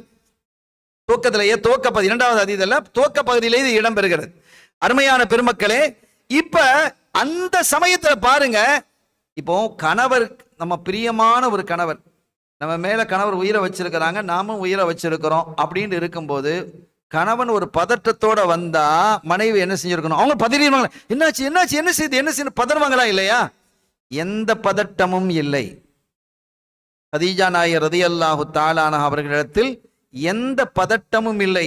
அவர்கள் எதிர்பார்த்தது இவங்க தான் நபின்னு எதிர்பார்த்தன கல்யாணம் முடிச்சாங்க. அது ப்ரூஃப் ஆகக்கூடிய நேரம் என்பதை விளங்கி கொண்டாங்க. அவங்க புரிந்து கொண்டார்கள். அப்ப அவங்க சொன்னாங்க, நீங்க ஒன்னும் கவலைப்படாதீங்க, நம்முடைய சாச்சா இவன் அம்ம இருக்கிற அவங்ககிட்ட போவோம், சாச்சாமான் அவர்கிட்ட போய் கேட்போம் என்று சொன்னதும் அவங்க சொன்னாங்க, வேற ஒண்ணும் இல்ல. என்ன நடந்ததுன்னு அவங்க கேட்கிறாங்க. வரக்கத் இப்னு நௌஃபல் அந்த ஹிரா குகையில அந்த ஜபல் நூர்ல என்ன நடந்தது என்று சொன்னதும் ஸல்லல்லாஹு அலைஹி வஸல்லம் என்ன செய்றாங்க? நடந்த நிகழ்வை சொன்னதும் அதை ஓதி காட்டுறாங்க. சொன்னாங்க, மூசா அலைஹிஸ்ஸலாம் அவர்களுக்கு யார் வந்து வஹையை கொடுத்தாங்களோ அதே ஜிப்ரைல், நாமூஸ்னு சொல்றாங்க. அந்த இஸ்ராயில் பாசையில ஜிப்ரைல் அலைஹிஸ்ஸலாம் அவர்களுக்கு நாமூஸ்னு பேர். நாமூஸ்னு ஒரு பேர் இருக்கு. நாம் அந்த மொழியில நம்ம ஜிப்ரைல் சொல்றோம் இல்லையா, நாமூஸ், அந்த நாமூஸ் தான் உங்களிடத்தில் வந்து வகையை தந்திருக்கிறாங்க. நீங்க அல்லாஹ்வின் திருத்தூதர் என்று சொல்லிவிட்டு, நான் இளைஞனாக இருந்தால் அவங்க சொல்றாங்க, ஒரு கட்டத்தில் இந்த ஊர் மக்கள் இந்த ஊரை விட்டு உங்களை வெளியேற்றுவார்கள். இந்த ஊர் மக்கள் உங்களை இந்த ஊரை விட்டு வெளியேற்றுவாங்க. ஏன்னா எல்லாம் எங்களுடைய வேதத்துல இருக்கு, ஆல்ரெடி எல்லாம் சொல்லப்பட்டிருக்குது. அந்த நேரத்தில் நான் இளைஞனாக இருந்தால் உங்களுக்கு நான் துணையாக நிற்பேன். நான் எவ்வளவு கிளியரா கதீஜா நாயகி விளங்கி இருக்கிறாங்க நீங்க பாருங்க. ஸல்லல்லாஹு அலைஹி வஸல்லம் அவர்களை எப்படி தேர்வு செஞ்சிருக்கிறாங்க. எனவே கண்மணி நாயகம் ஸல்லல்லாஹு அலைஹி வஸல்லம் அவர்களோடு ரொம்ப எல்லா நிகழ்வுகளிலும் ஒத்து போனாங்க. ஸல்லல்லாஹு அலைஹி வஸல்லம் எப்படி ஒத்து போனாங்கன்னு பாருங்க. ஸல்லல்லாஹு அலைஹி வஸல்லம் மூத்த பிள்ளை ஜைனப் ரலியல்லாஹு தஆலா அன்ஹா. ஸல்லல்லாஹு அலைஹி வஸல்லம் மூத்த பிள்ளை ஜைனப். இப்ப கல்யாண வயசு. இப்ப அவங்களுக்கு ஒரு மாப்பிள்ளை பார்க்கணும். மாப்பிள்ளை பார்க்கும்போது எத்தனையோ இடங்கள்ல என்ன செய்யறாங்க, வாப்பாக்காரர் ஒரு முடிவு செஞ்சிருவார். இதுதான் பிள்ளை, என் தங்கச்சி மகன் இருக்கிறா, எங்களை ஆத்தா மகன் இருக்கிறா, மகன் இருக்கிறான், இருக்கட்டுமே. என்ன செய்யணும்? மனைவிட்ட கேட்கணுமா இல்லையா? ஆலோசனை செய்யுங்கிறது மார்க்கம். மனைவி இடத்துல நீங்க ஆலோசனை பெறுங்க. மனைவிக்கு ஒரு ஆசை இருக்கும், என் காக்கா மகன் இருக்கிறான் அப்படின்னு அவ சொல்லுவல்ல, மாமா மகன், இப்படி வருமா இல்லையா? இப்ப இந்த மாதிரி வரும்பொழுது உட்கார்ந்து பார்த்து நம்ம பிள்ளைக்கு யார் செட் ஆவா, எனக்கு என்னுடைய சகோதரி மகன் அப்படின்னு பார்க்கறதை விட, இந்த மனைவி என்னுடைய சகோதரனுடைய மகன் பார்க்கறதை விட, நம் மகனுக்கு இந்த ரெண்டு பேர்ல யார் செட் ஆவான்னு பார்க்கணும். அதான் குஃபு பார்க்கறது, பொருத்தம் பார்க்கறதுன்னு முந்தைய காலத்துல சொல்லுவாங்க. அது இஸ்லாத்துல உள்ளது. என்னுடைய குடும்பம் விட்டு போக கூடாது அப்படிங்கிறதுக்காக கல்யாணம் முடிக்கிறவங்க இருக்கிறாங்க. பணம் வெளியில போயிடக்கூடாதுங்கிறது கல்யாணம் முடிக்கிறவங்களும் இருக்கிறாங்க. நான் அதிகபட்சமாலாம் பேசல, இது எனக்கு நான் தெளிவா தெரிஞ்சுதான் நான் பேசுறேன்.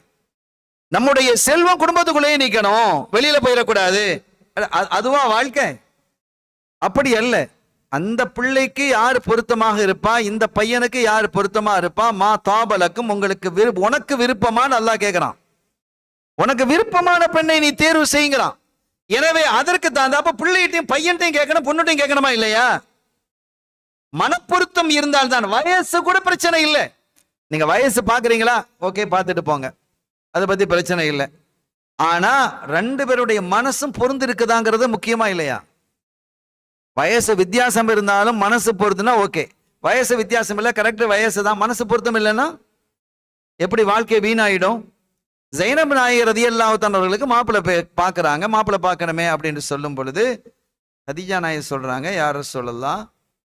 அப்ப ஸல்லல்லாஹு அலைஹி வஸல்லம் நபின்னு தன்னை பிரகடனப்படுத்துறதுக்கு நான் முன்னால, அது முன்னால உள்ள நிகழ்வு, நம்ம அப்படி சொல்றோம். யார் சொல்லலாம், என் சகோதரி ஹாலாவுடைய மகன் இருக்கிறாரு, நல்ல பிள்ளை, அவங்கள கல்யாணம் முடிக்கலான்னு எனக்கு விருப்பம் இருக்கு. ஸல்லல்லாஹு அலைஹி வஸல்லம், ஆமா ரொம்ப நல்ல பிள்ளைகளோ, எனக்கு சந்தோஷம்தான், அவரை எனக்கு ரொம்ப பிடிக்கும், உங்களுடைய சகோதரருடைய மகன் வந்து ரொம்ப நல்ல தங்கமான பையன், நல்ல ஒழுக்கம் உள்ள பையனா இருக்கிறான், அவளையே கல்யாணம் முடிக்கலாம் சொல்லி அந்த கல்யாணத்தை முடிச்சு வைக்கிறாங்க. அப்ப குடும்பத்துல கல்யாணம் என்பது ஒரு பெரிய பாரிய விஷயம். அதை தன்னிச்சையாக முடிவெடுக்காதீர்கள். மனைவியோடு கலந்து ஆலோசியுங்கள். குடும்பத்தில் இருக்கக்கூடிய பெரியவர்களோடு கலந்து ஆலோசியுங்கள். ஆலோசிச்சு அந்த கல்யாணத்தை முடிக்கணும்.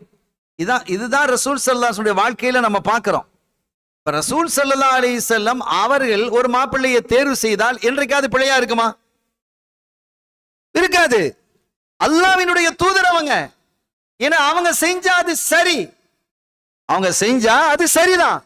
ஆனாலும் தன்னுடைய மனைவியிடத்தில் ஆலோசனை செய்து மனைவியினுடைய கருத்தையும் ஏற்றுக்கொண்டார்கள். ஏன்னா அது நல்ல மாப்பிள்ளை தான். இல்ல ஏடா கூடமா இருந்தா சல்லல்லாஹு கண்டிப்பா சொல்லியிருப்பாங்க, இல்ல அந்த மாப்பிள்ளை வேணாம் அப்படின்னு என்ன செஞ்சிருப்பாங்க, சொல்லியிருப்பாங்க. நல்ல மாப்பிள்ளை, கடைசி வரைக்கும் நல்ல மாப்பிள்ளையா தான் இருந்தாங்க. இன்னொன்னு நான் சொல்லிடுறேன், இதே ஸைனப் நாயகி ரலியல்லாஹு தஆலா அன்ஹா அவர்களுடைய மாப்பிள்ளை பத்ர் யுத்தத்துல கலந்துக்கிட்டாங்க. எங்க கலந்துக்கிட்டாங்க தெரியுமா? இஸ்லாத்துக்கு எதிராக தான் கலந்தாங்க. நல்லா கவனிக்கணும், குறைஷிகளினுடைய தரப்புல தான் இருந்தாங்க. ஸல்லல்லாஹு அலைஹி வஸல்லம் அவர்களாலும் முஸ்லிம்களாலும் கைது செய்யப்பட்ட 70 கைதிகளில் அவங்களும் ஒரு ஆளு. அவங்களை விடுதலை செய்யும் போது ஒரு ஷர்த்து போட்டாங்க, என் பிள்ளையை என்கிட்ட ஒப்படைச்சிடணும், ஸைனபை என்கிட்ட ஒப்படைச்சிடணும்னாங்க ரலியல்லாஹு தஆலா அன்ஹா. அந்த சொன்ன மாதிரி செஞ்சாங்க. ஒரு காலகட்டத்தில் அவங்க என்ன செய்தார்கள் என்றால், இஸ்லாத்துக்கு வர்றாங்க. ஹிஜ்ரி 6வது வருஷம் அவங்க என்ன செஞ்சிட்டாங்க, இஸ்லாத்துக்கு வந்துட்டாங்க. நம்ம பார்க்கிறோம். அருமையான பெருமக்களே, அப்படி ஒரு அழகான குடும்பத்தை நடத்த வேண்டும் என்றால் ஒரு முக்கியமான முடிவெடுக்கும் பொழுதெல்லாம் மனைவியோடு கலந்து ஆலோசிப்பது, மனைவி கணவனோடு கலந்து ஆலோசிப்பது என்பது முக்கிய அவசியம் அப்படிங்கறத நம்ம உணர்ந்துக்கிடணும்.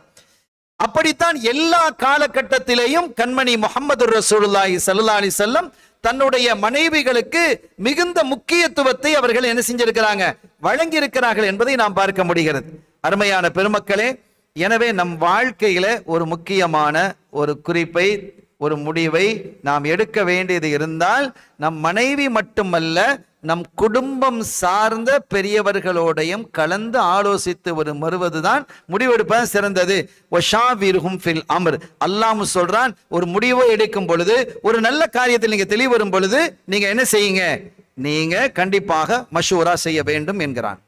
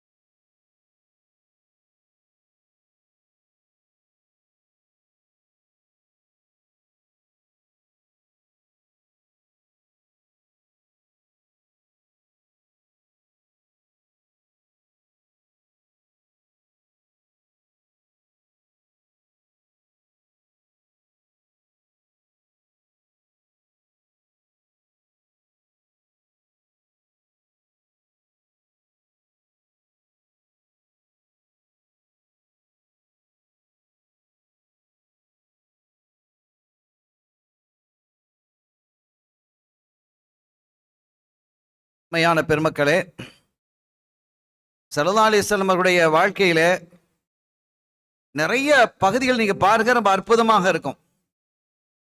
ஒரு தடவை உமர் ரலியல்லாஹு தஆலாவுடைய ஆட்சி, அவங்க ஹலீஃபாவா இருக்கிறாங்க. ஸல்லல்லாஹு அலைஹி வஸல்லம் பிந்தி சித்திக் நாயகம், அவங்களுக்கு பிறகு உமர் ரலியல்லாஹு தஆலா ஆட்சிக்கு வராங்க. ஆட்சியில் இருக்கிறாங்க. உமர் ரலியல்லாஹு தஆலா அவர்களுடைய வீரம், வேகம், ரோஷம் இது எல்லாருக்கும் தெரியும். யாரையும் தப்பு பண்ண விட மாட்டாங்க, யாருனாலும் பார்க்க மாட்டாங்க. பெரிய கவர்னரையே பிடிச்சி தண்டிச்சவங்க கவர்னருடைய மகனையும் பிடிச்சி அடிச்சு போட்டாங்க. கவர்னருடைய மகனை அடிக்க முடியுமா? அடிச்சாங்க, ஒரு தண்டனை கொடுத்தாங்க. அந்த அளவிற்கு நீதியும் நேர்மையும் மிக்கவங்க. ஒரு நாள் அவங்க வீட்டில் உட்காந்துக்கிட்டு இருக்கிறாங்க. அவங்கள பார்க்கறதுக்கு ஒருத்தர் வர்றார். கலீஃபாவை பார்க்கறதுக்கு, ஜனாதிபதியை பார்க்கறதுக்கானே வர்றாங்க. வந்தவர் வீட்டுக்குள்ள வந்தாரு. வாசல் திறந்தா இருக்குது. உமர் ரலியல்லாஹு உட்கார்ந்து இருக்கிறாங்க. அதெல்லாம் பார்த்துட்டு டக்குன்னு திரும்பி போயிட்டார். உமர் ரலியல்லாஹு அதை பார்த்துட்டாங்க. அவங்க மெதுவா எழும்பி வந்து நேரா கடகன்னு வந்து இங்க வாங்க, என்ன வந்துட்டு பாருங்க. இல்ல அமீருல் மோமினீன், இங்க வாங்கலேன். வந்துட்டாங்க. என்ன வந்தீங்க, திரும்பி போறீங்க, எங்க வீட்டுக்கு தான் வர்ற மாதிரி தெரிஞ்சது, என்ன பார்க்க வர்ற மாதிரி இருந்தது, வந்துட்டு டகான்னு திரும்பி போறீங்களே. இல்லை அதெல்லாம் ஒண்ணுமில்லை, ஒண்ணுமில்லை. சொல்லுங்க என்னங்கிறத சொல்லணும். என்ன பார்க்க வந்தீங்க இல்லையா? ஆமாம், உங்களை பயப்படுறாங்க, உங்களை பார்க்க வந்தேன். ஏன் திரும்பி போறீங்க? இல்லை ஒன்றுமில்லை. ஒன்றுமில்லைன்னா இல்லை, என்ன இருக்கு, எதுக்கு பார்க்க வந்தீங்க? வேற வழி இல்லை, சொல்லாமல் விட மாட்டாங்க அப்படிங்கிறது தெரிஞ்சு அவங்க சொன்னாங்க. என் பொஞ்சாதி கொஞ்சம் வாய் நீளம், சட்டுன்னு பேசிடுறா, கோவப்பட்டுடுறா, தடபடான்னு பேசிடுறா. அதனால உங்கள்கிட்ட கம்ப்ளைண்ட் பண்ணுறதுக்கு வந்தேன். நீங்கள் எடுத்து சொல்லி கூப்பிட்டு கொஞ்சம் நசியத்து செய்வீங்கன்னு வந்து பார்த்தேன். இங்கே பார்த்தா என் பொண்டாட்டி பரவாயில்ல போல இருக்கு, உங்கள் பொண்டாட்டி அதை விட பெருசாக பேசிக்கிட்டு இருக்கிறாங்க. ஆமாம் நாடுன்னு ஊர் மக்கள், அது இது உம்மத்து, இந்த மனிதர்கள் முஸ்லீம்கள் அப்படின்னு இருக்கிறீங்க. வீட்டெல்லாம் ஒன்று கவனிக்காதீங்க, பொது சேவையிலேயே இருங்க. எவ்வளோ தந்துட்டீங்க, எவ்வளோ கொண்டு தர்றீங்க அப்படிங்கிற மாதிரிலாம் அங்கே நடக்குது. அள்ளி கொட்டிட்டீங்களோ, நடக்குமா இல்லையா? இந்த மாதிரிலாம் நடக்கிறது பார்த்தும்போது நம்ம வீடு பரவாயில்ல போல இருக்குது, அமீருல் மோமினீனுக்கே இப்படி தான் இருக்கா அப்படின்ட்டு நான் என்ன செஞ்சேன், திரும்பினேன். அப்படிங்கும்போது ஸல்லல்லாஹு சொல்றாங்க, என்னுடைய குழந்தைகளை பெற்றெடுத்து தந்தவள் அவள். ஒரு பிள்ளையை பெற்றெடுக்க முடியுமா நமக்கு? என்ன வலி, என்ன வேதனை, என்ன வாப்பாவாக்குனவா, எவ்வளவு லேசா வாப்பாவாக்குனது. ஒரு குழந்தையை பெற்றெடுக்கிறது உயிர் போய் உயிர் வர்றது இல்லையா? அது ஒரு சக்கராத்து சானியா, இரண்டாவது சக்கராத்துன்னு குறிப்பிடுவாங்க. அந்த வேதனையை அனுபவித்து என்னை தந்தையாக ஆக்கினாள், எனக்காக சமைத்து தருகிறாள், என்னுடைய பிள்ளைகளை தர்பியத்து செய்கிறாள், என்னுடைய ஆடைகளை துவைத்து தருகிறாள். இதெல்லாம் செஞ்சுக்கிட்டு இருக்கும்போது ஒரு சின்ன 2 வார்த்தை பேசிட்டா என்ன பொறுத்துக்கு போனா என்ன இருக்குன்னு கேட்கிறேன். சொல்லிட்டு அடுத்தது சொன்னாங்க, அதான் சப்ஜெக்ட். அங்க சொல்றாங்க, இப்படித்தான் ரசூல் ஸல்லல்லாஹு அலைஹி வஸல்லம் அவர்களிடத்தில் நாங்கள் கற்றுக்கொண்டோம் அப்படிங்கிறாங்க. அப்ப அங்கேயே அவர் ஸல்லல்லாஹு அலைஹி வஸல்லம் சத்தம் போட்டு பேசி இருக்கிறாங்க மனைவிமார்கள். நாங்க சத்தம் போடுவோம், பேசுவோம், சில சமயங்கள் அங்க கோபமா பேசுவோம். ஸல்லல்லாஹு அலைஹி வஸல்லம் எல்லாம் ஹக்கு ஃபயத்தபஸ்ஸம், சிரிச்சுக்கிட்டே அமைதியா இருந்துருவாங்க. திருப்பி பேசினா தானே வம்பு. நமக்கு கற்று தர்றாங்க, நீங்க எப்படி இருக்கணும். அவங்க பேசுறாங்களா, நீ அமைதியா இருந்துரு. நீ அமைதியா இருந்துட்டா கொஞ்ச நேரத்தில் அது சரியா போயிடும். நீயும் பேச ஆரம்பிச்சா வம்பாயிடும். தன் உம்மத்தினுடைய எந்த குடும்பத்திலும் வம்பு வழக்க வரக்கூடாது, பெருசா இருக்கக்கூடாதுங்கிறதுல கண்ணும் கருத்துமாக இருந்தவர்கள் கண்மணி ஹாத்தமுர் ரசூல் முஹம்மது ரசூலுல்லாஹி ஸல்லல்லாஹு அலைஹி வஸல்லம் அவர்கள். இன்னொரு அழகான வாழ்க்கை. ஒரு கட்டத்துல நடுநிசி, ராத்திரி நடுநிசி, மைமூனா ரலியல்லாஹு தஆலா வீட்டுல ஸல்லல்லாஹு அலைஹி வஸல்லம் இருக்கிறாங்க. பாத்ரூமுக்கு போகணும். இன்னைக்கு தான் பாத்ரூம் தான் வீட்டுக்குள்ளே இருக்கே. அப்ப அந்த காலத்துல வெளியில தான் இருக்கும். நாங்க சின்ன பிள்ளைகளா இருக்கும் போதும் பார்த்துருக்கிறோம். வெளியில வர்றாங்க, ஸல்லல்லாஹு அலைஹி வஸல்லம் கதவை திறந்துட்டு வெளியில பாத்ரூமுக்கு வர்றாங்க.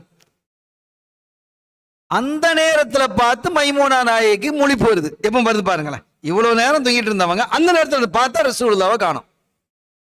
கோவம் வருது.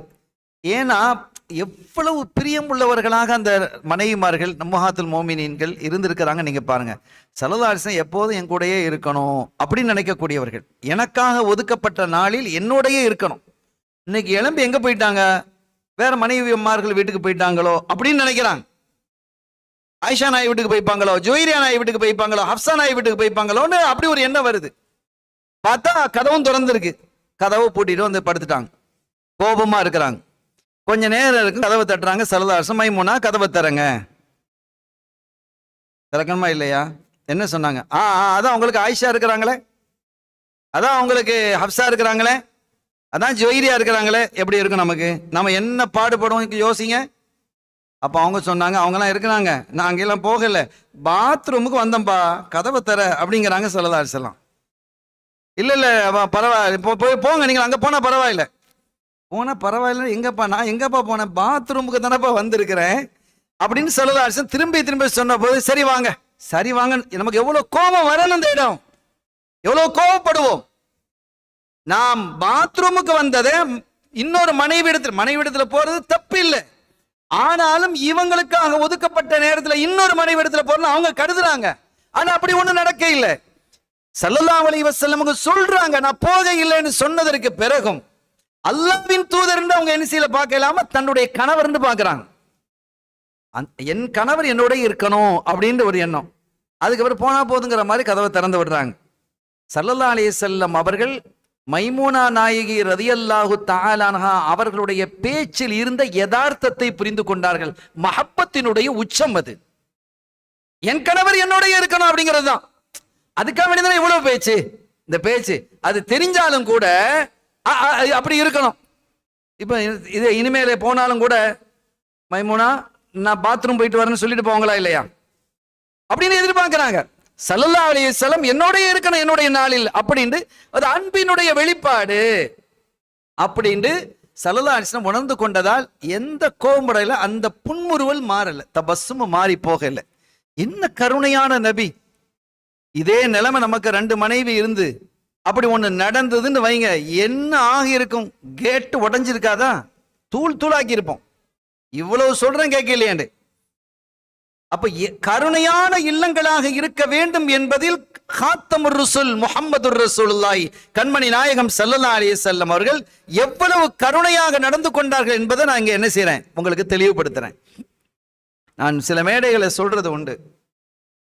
இந்த பாரசீகம், ஈரான், அங்கிருந்து ஒருத்தர் மதீனா ஷரீஃபில் குடியேறி இருந்தார். அவர் ஒரு தப்பாஹ், சமையல்காரர். ரொம்ப ருசியா சமைப்பார்.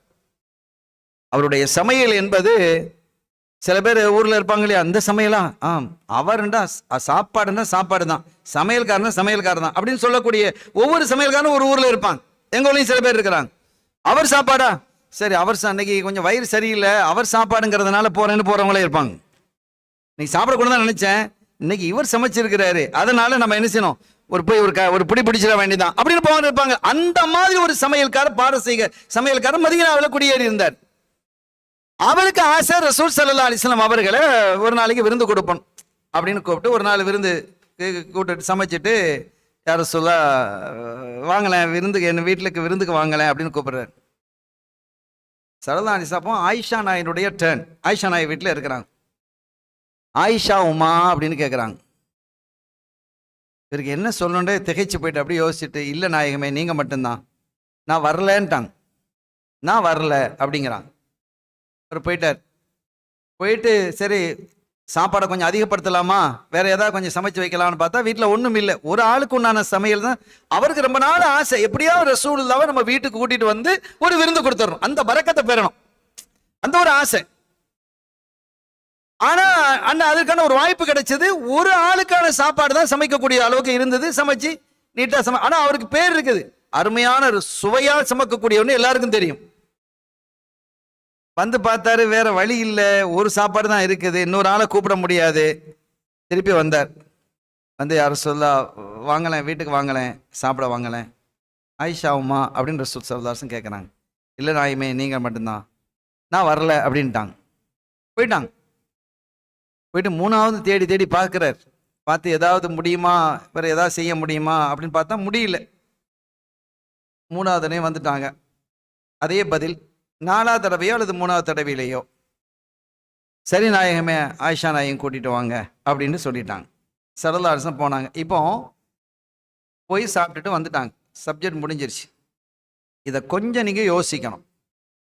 ஸல்லல்லாஹு அலைஹி வஸல்லம் அவர்கள் கை வச்சா போதும், அந்த உணவு பரக்கத்தாயிடும். அதுல ஒரு மாற்று கருத்து இல்லை. அதுல இன்னொரு கருத்து யார்கிட்டையும் கிடையாது. எந்த கொள்கையுடையதுன்னு இருக்க முடியாது, யாரும் இருக்க முடியாது. ஏன்னா அப்படி வச்ச நிறைய நிகழ்வுகள் இருக்குது. அபூ தாலிப் அவங்ககிட்ட வளரக்கூடிய சமயத்திலே, அலி நாயகத்தினுடைய தந்தை அபூ தாலிப் நாயகத்திடத்திலேயே ஸல்லல்லாஹு அலைஹி வஸல்லம் அவர்கள் வளரக்கூடிய காலகட்டத்திலேயே அவங்க வீட்டில் சலதாரிசம் இல்லாம அங்க யாரும் சாப்பிட மாட்டாங்க. அபு தாலிப் நாயகமும் சரி, அவங்களுடைய மனைவி அலிநாயகத்தினுடைய தாயார் ஃபாத்திமா பின்த் அசத் ரலியல்லாஹு தஆலா அவர்களும் சரி என்ன செய்யறதில்ல, சலதாரிசம் இல்லாம சாப்பிடுறது இல்ல. ஏன்னா சாப்பாடுலாம் குறைவா தான் இருக்கும். அவ முதல்ல கை வச்சுட்டா போதும், எல்லாத்துக்கும் சாப்பிட்டு முடிச்சது போல மிச்சம் இருக்கும். முதல்ல ரசூலுல்லாஹ் இல்லாம சாப்பிட்டா அவ்வளவு பேரும் பட்னியா தான் இருப்பாங்க. சாப்பிட அரை வயிறா தான் இருக்கும், காவயிறா தான் இருக்கும். அது எல்லாருக்கும் தெரியும் அப்பவே.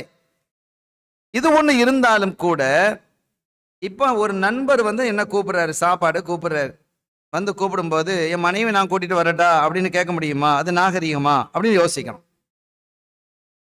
அவர் இல்ல நீங்க மட்டும்தான் அப்படின்னா நான் வரமாட்டேன் அப்படின்னு சொன்னா இது நாகரிகமா? இப்படி ஒரு கேள்வி எழுதா இல்லையா? உலகத்துக்கே நாகரீகத்தை கற்றுக் கொடுத்தவர்கள் கண்மணி நாயகம் ஸல்லல்லாஹு அலைஹி வஸல்லம். அப்படிப்பட்ட ஸல்லல்லாஹு அலைஹி வஸல்லம் அவர்கள் அந்த சமையலரிடத்துல ஆயிஷா உமா என் மனைவிமான்னு கேட்கிறாங்க. இல்ல நீங்க மட்டும்தான் சொன்னது, நான் வரலங்கிறாங்க. இது எப்படி பார்க்க முடிகிறது என்ற ஒரு கேள்வி எழுது. இதுலதான் பாருங்க ஸல்லல்லாஹு அலைஹி வஸல்லம் என்ன ஒரு அழகான ஒரு வாழ்க்கையை நமக்கு படிச்சு தர்றாங்க. ஆயிஷா நாயகி ரலியல்லாஹு தஆலா அன்ஹா சாப்பிட்டு 3 நாள் ஆச்சு, பசியோட இருக்கிறாங்க. தன் மனைவி பசியோடு இருக்கிறாங்க. மனைவி பசியோடு இருக்கும் பொழுது ஒரு கணவன் போய் ருசியாக சாப்பிடுவது நாகரிகமா? கற்றுத்தர்றாங்க ஸல்லல்லாஹு அலைஹி வஸல்லம். மனைவி பட்னியா இருக்கிறா, நீ போய் அங்க போய் இருக்கக்கூடிய உணவை நீ என்ன செஞ்சுக்கலாம். இந்த மாதிரி காலகட்டத்தில் நீங்கள் உரிமையை எடுத்துக்கொள்வது தவறு அல்லன்னு படிச்சு தர்றாங்க.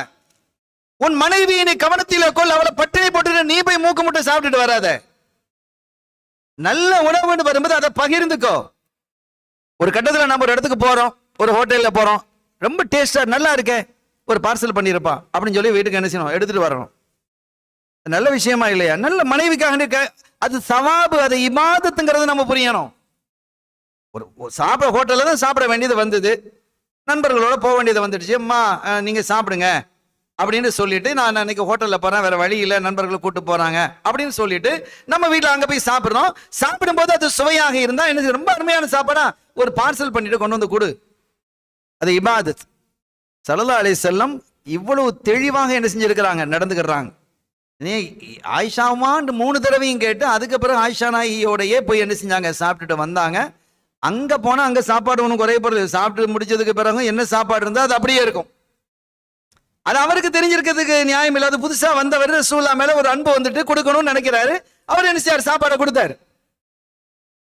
அதனால அவரு 2 பேர் வந்துட்டா ஸல்லல்லாஹு அலைஹி வஸல்லம் அவர்களுக்கு அரவயிரா இருக்குமே, ரசூல் நம்ம கொடுத்த மாதிரி மன நிறைவோடு வயிறு நிறைவா சாப்பிட முடியாம போயிடுமே என்று அவர் பார்த்தார். அவருடைய பார்வை சரி அந்த பார்வையில். ஆனால் நமக்கு நாம் எதை எடுத்துக்கொள்ள வேண்டும்? கண்மணி ஸல்லல்லாஹு அலைஹி வஸல்லம் எப்படி நடந்தாங்க? மனைவியை திருப்திப்படுத்துவது இபாதத் என்று சொல்லி தந்தவர்கள் வல்லலம் கண்மணி முஹம்மதுர் ரசூலுல்லாஹி ஸல்லல்லாஹு அலைஹி வஸல்லம் அவர்கள் என்பதை நாம் இங்கே புரிந்து கொள்ள வேண்டும். ஒரு கட்டத்துல ஸல்லல்லாஹு அலைஹி வஸல்லம் வீட்டை விட்டு வெளியில போறாங்க. ஆயிஷா நாயகிட்ட இருக்கும்போது அதே மாதிரி மைமுனா நாயகினுடைய நிகழ்வு நடந்த மாதிரி இவங்க நிகழ்வும் நடக்குது. நடுநிசையில ஆளை காணோம், ஸல்லல்லாஹு அலைஹி வஸல்லம் காணோம். ஆளை காணமே அப்படின்னு என்ன செஞ்சுட்டாங்க, வீட்டை விட்டு வெளியில வந்து தேடி வர்றாங்க. தேடி வந்தா ஜன்னத்துல் பக்கீயில நின்று அங்கே ஷஹீதானவர்கள் வஃபாத்தானவர்களுக்காக ஸல்லல்லாஹு அலைஹி வஸல்லம் துஆ செஞ்சுக்கிட்டு இருக்கிறாங்க. ஓ இங்கதான் வந்திருக்கிறாங்களோ அப்படின்னு சொல்லி திரும்பி வந்து படுத்துக்கிட்டாங்க. ஸல்லல்லாஹு அலைஹி வஸல்லம் திரும்பி வந்தாங்க. வந்தா தூங்குற மாதிரி இருக்கிறாங்க. அவ ஏற்கனவே தூங்கிட்டு தானே இருந்தாங்க, தூங்கும் போது தானே இவ போனோம், அதே மாதிரி என்ன தூங்குற மாதிரியே இருக்கிறாங்க. ஆனா போயிட்டு வந்தபோது மூச்சு இழைக்குமா இல்லையா? அது நடந்துகிட்டு தான் இருக்கு. அது இழைக்காட்டாலும் ரசூல் ஸல்லல்லாஹு அலைஹி வஸல்லம் அவங்களுக்கு தெரியும். ஸல்லல்லாஹு அலைஹி வஸல்லம் மென்மையா கேட்டாங்க, ஆயிஷா கதி ஜாஅகி ஷைத்தானுகி, உன்னிடத்துல உன்ட ஷைத்தான் வந்தானா அப்படின்னு கேட்குறாங்க. கதி ஜாஅகி ஷைத்தானுகி, உங்ககிட்ட உன் ஷைத்தான் வந்தானோ அப்படின்னு கேட்குறாங்க. சேத்தன சந்தேகம். ஷைத்தான் வந்தான்னு கேட்டாலும் பரவாயில்ல, இந்த வார்த்தை எப்படி கேட்கறாங்க, ஓன் ஷைத்தான் உங்ககிட்ட வந்தானா அப்படின்னு கேட்டா, ஷைத்தான் வந்துட்டானோ அப்படி உங்ககிட்ட ஷைத்தான் வந்தானோ அப்படின்னு கேட்டாலும் பரவாயில்ல, ஓன் ஷைத்தான் உங்ககிட்ட வந்தானா அப்படின்னு கேட்டாலும் தூங்கிட்டுல இருக்கிறாங்க. விளங்குமா? தூங்கினா தானே விளங்கும், விளங்காம இருக்கும். சட்டுன்னு எழும்பி கொதிச்சுட்டாங்க. ஷைத்தானுக்கு உன் ஷைத்தான் என்ன குறிப்பிடுறீங்களா? அப்போ உங்களுக்கு ஒரு ஷைத்தான் இருக்கிறானான்னு கேட்குறாங்க. கொஞ்சம் யோசிக்கணும். யாரை பார்த்து கேட்குறாங்க? அல்லாஹ்வின் திருத்தூதர் ஸல்லல்லாஹு அலைஹி வஸல்லம் அவர்களை பார்த்து கேட்குறாங்க. எனக்கு ஷைத்தான் கேட்குறீங்களே, அப்போ உங்களுக்கு ஒரு ஷைத்தான் இருக்கிறானோ அப்படின்னு கேட்குறாங்க. அப்போ யாரா பார்க்குறாங்க? அந்த இடம் தன்னுடைய கணவராக பார்க்குறாங்க. அப்படி பார்க்கணும். ஸல்லல்லாஹு அலைஹி வஸல்லம் என்ன பார்த்து நான் அல்லாஹ்வின் தூதர்னா, அல்லாஹ்வின் திருத்தூதர், தூதர்கள்லேயே உச்ச இடத்துல நான் இருக்கிறவன், என்ன பார்த்து நீ இப்படி கேள்வி கேட்குறியான்னு கேட்டால் அது நியாயமா இல்லையா? நியாயம் தானே. கேட்டால் நியாயமா இல்லையா? நியாயம். கேட்டாங்களா? ஸல்லல்லாஹு அலைஹி வஸல்லம் அப்படி சிரிச்சுக்கிட்டே சொன்னாங்க, ஆமா எனக்கும் ஒரு ஷைத்தான் இருந்தான். ஆனனி அல்லாஹு தஆலா ஆனனி அல்லாஹு லாக்கின் அல்லாஹு ஆனனி வ அஸ்லம ஆனனி அலைஹி வ அஸ்லம. அவனுடைய விஷயத்துல அல்லாஹ் எனக்கு என்ன செஞ்சான் தெரியுமா? அவனை எனக்கு பணிவிடையா ஆக்கி வச்சுட்டான். அவன் எனக்கு ஹெல்ப்பரா இருக்கிறான். இப்போ அஸ்லமா அவன் இஸ்லாம் ஆயிட்டான். ஷைத்தானே எனக்கு ஒவ்வொருத்தனுக்கும் ஒரு ஷைத்தான் அல்லாஹ் வச்சிருக்கான். எல்லாருக்கும் ஷைத்தான் ஒரு ஷைத்தான் இருப்பான். அதே மாதிரி என்னுடைய ஷைத்தான் எப்படி ஆயிட்டான்னா, அவன் இஸ்லாத்துக்கு வந்து எனக்கு பணிவிடை செஞ்சுக்கிட்டு இருக்கிறான். எனக்கு ஆனனி உதவி செய்து கொண்டிருக்கக்கூடிய ஹாதிமாக அவன் இருந்துகிட்டு இருக்கிறான் அப்படின்னு ஸல்லல்லாஹு அலைஹி வஸல்லம் செய்றாங்க. ரொம்ப கூலா எடுத்து சொல்றாங்க. என்ன ஒரு அழகான வாழ்க்கை அப்படிங்கிறத நம்ம இந்த இடத்துல கவனத்தில் கொள்ள வேண்டும் சகோதரர்களே. இப்படி ஒரு வாழ்க்கை ஒரு மனைவி. நான் சில நாட்களுக்கு முன்பாக ஒரு பிரயாணம் போகும்போது ஒரு காரில் போயிட்டு இருக்கிறோம். அவர் டிரைவருக்கு ஒரு ஃபோன் வருது. ஃபோன் வந்து அவர் கொஞ்சம் வேகமாக பேசுகிறார். காரை ஓடிக்கிட்டே பேசுகிறார். பேசிட்டு இப்படி தான் பேசிட்டு வைக்கிறார். ஆமாம், போட்டு தொல்லை தாங்க முடியாது, இப்படி தான் இப்போ அநியாயம் பண்ணிட்டு கிடக்கிறா அப்படின்ட்டு என்கிட்ட சொல்கிறார். எனக்கு அந்த வார்த்தைகள்லாம் விளங்குது, பேசுறது விளங்குது, சத்தமாக தான் விளங்குது.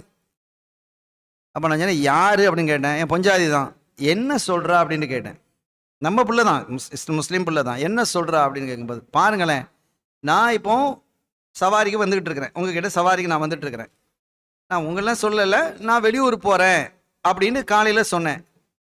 இப்போ என்ன கேட்குறா? பாப்பா மணி 2:30 மணிக்கு ஃபோனை கேட்டு சாப்பிட வரலையான்னு கேட்குறா.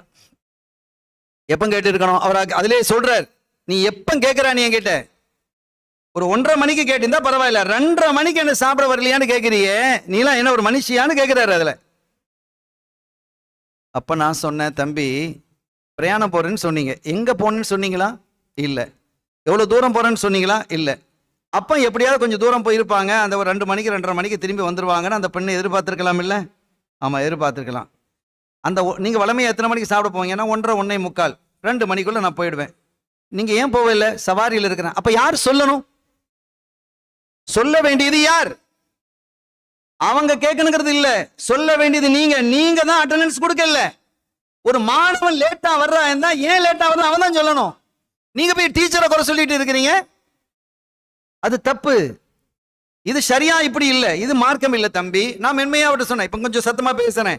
அந்த இடத்துல அப்படி சொல்லல, தம்பி இப்படி நீங்க செய்யறது தப்பு. நீங்க தானே 1:45 போறணும், 1:45 ஆச்சு, 1:02 ஆச்சு.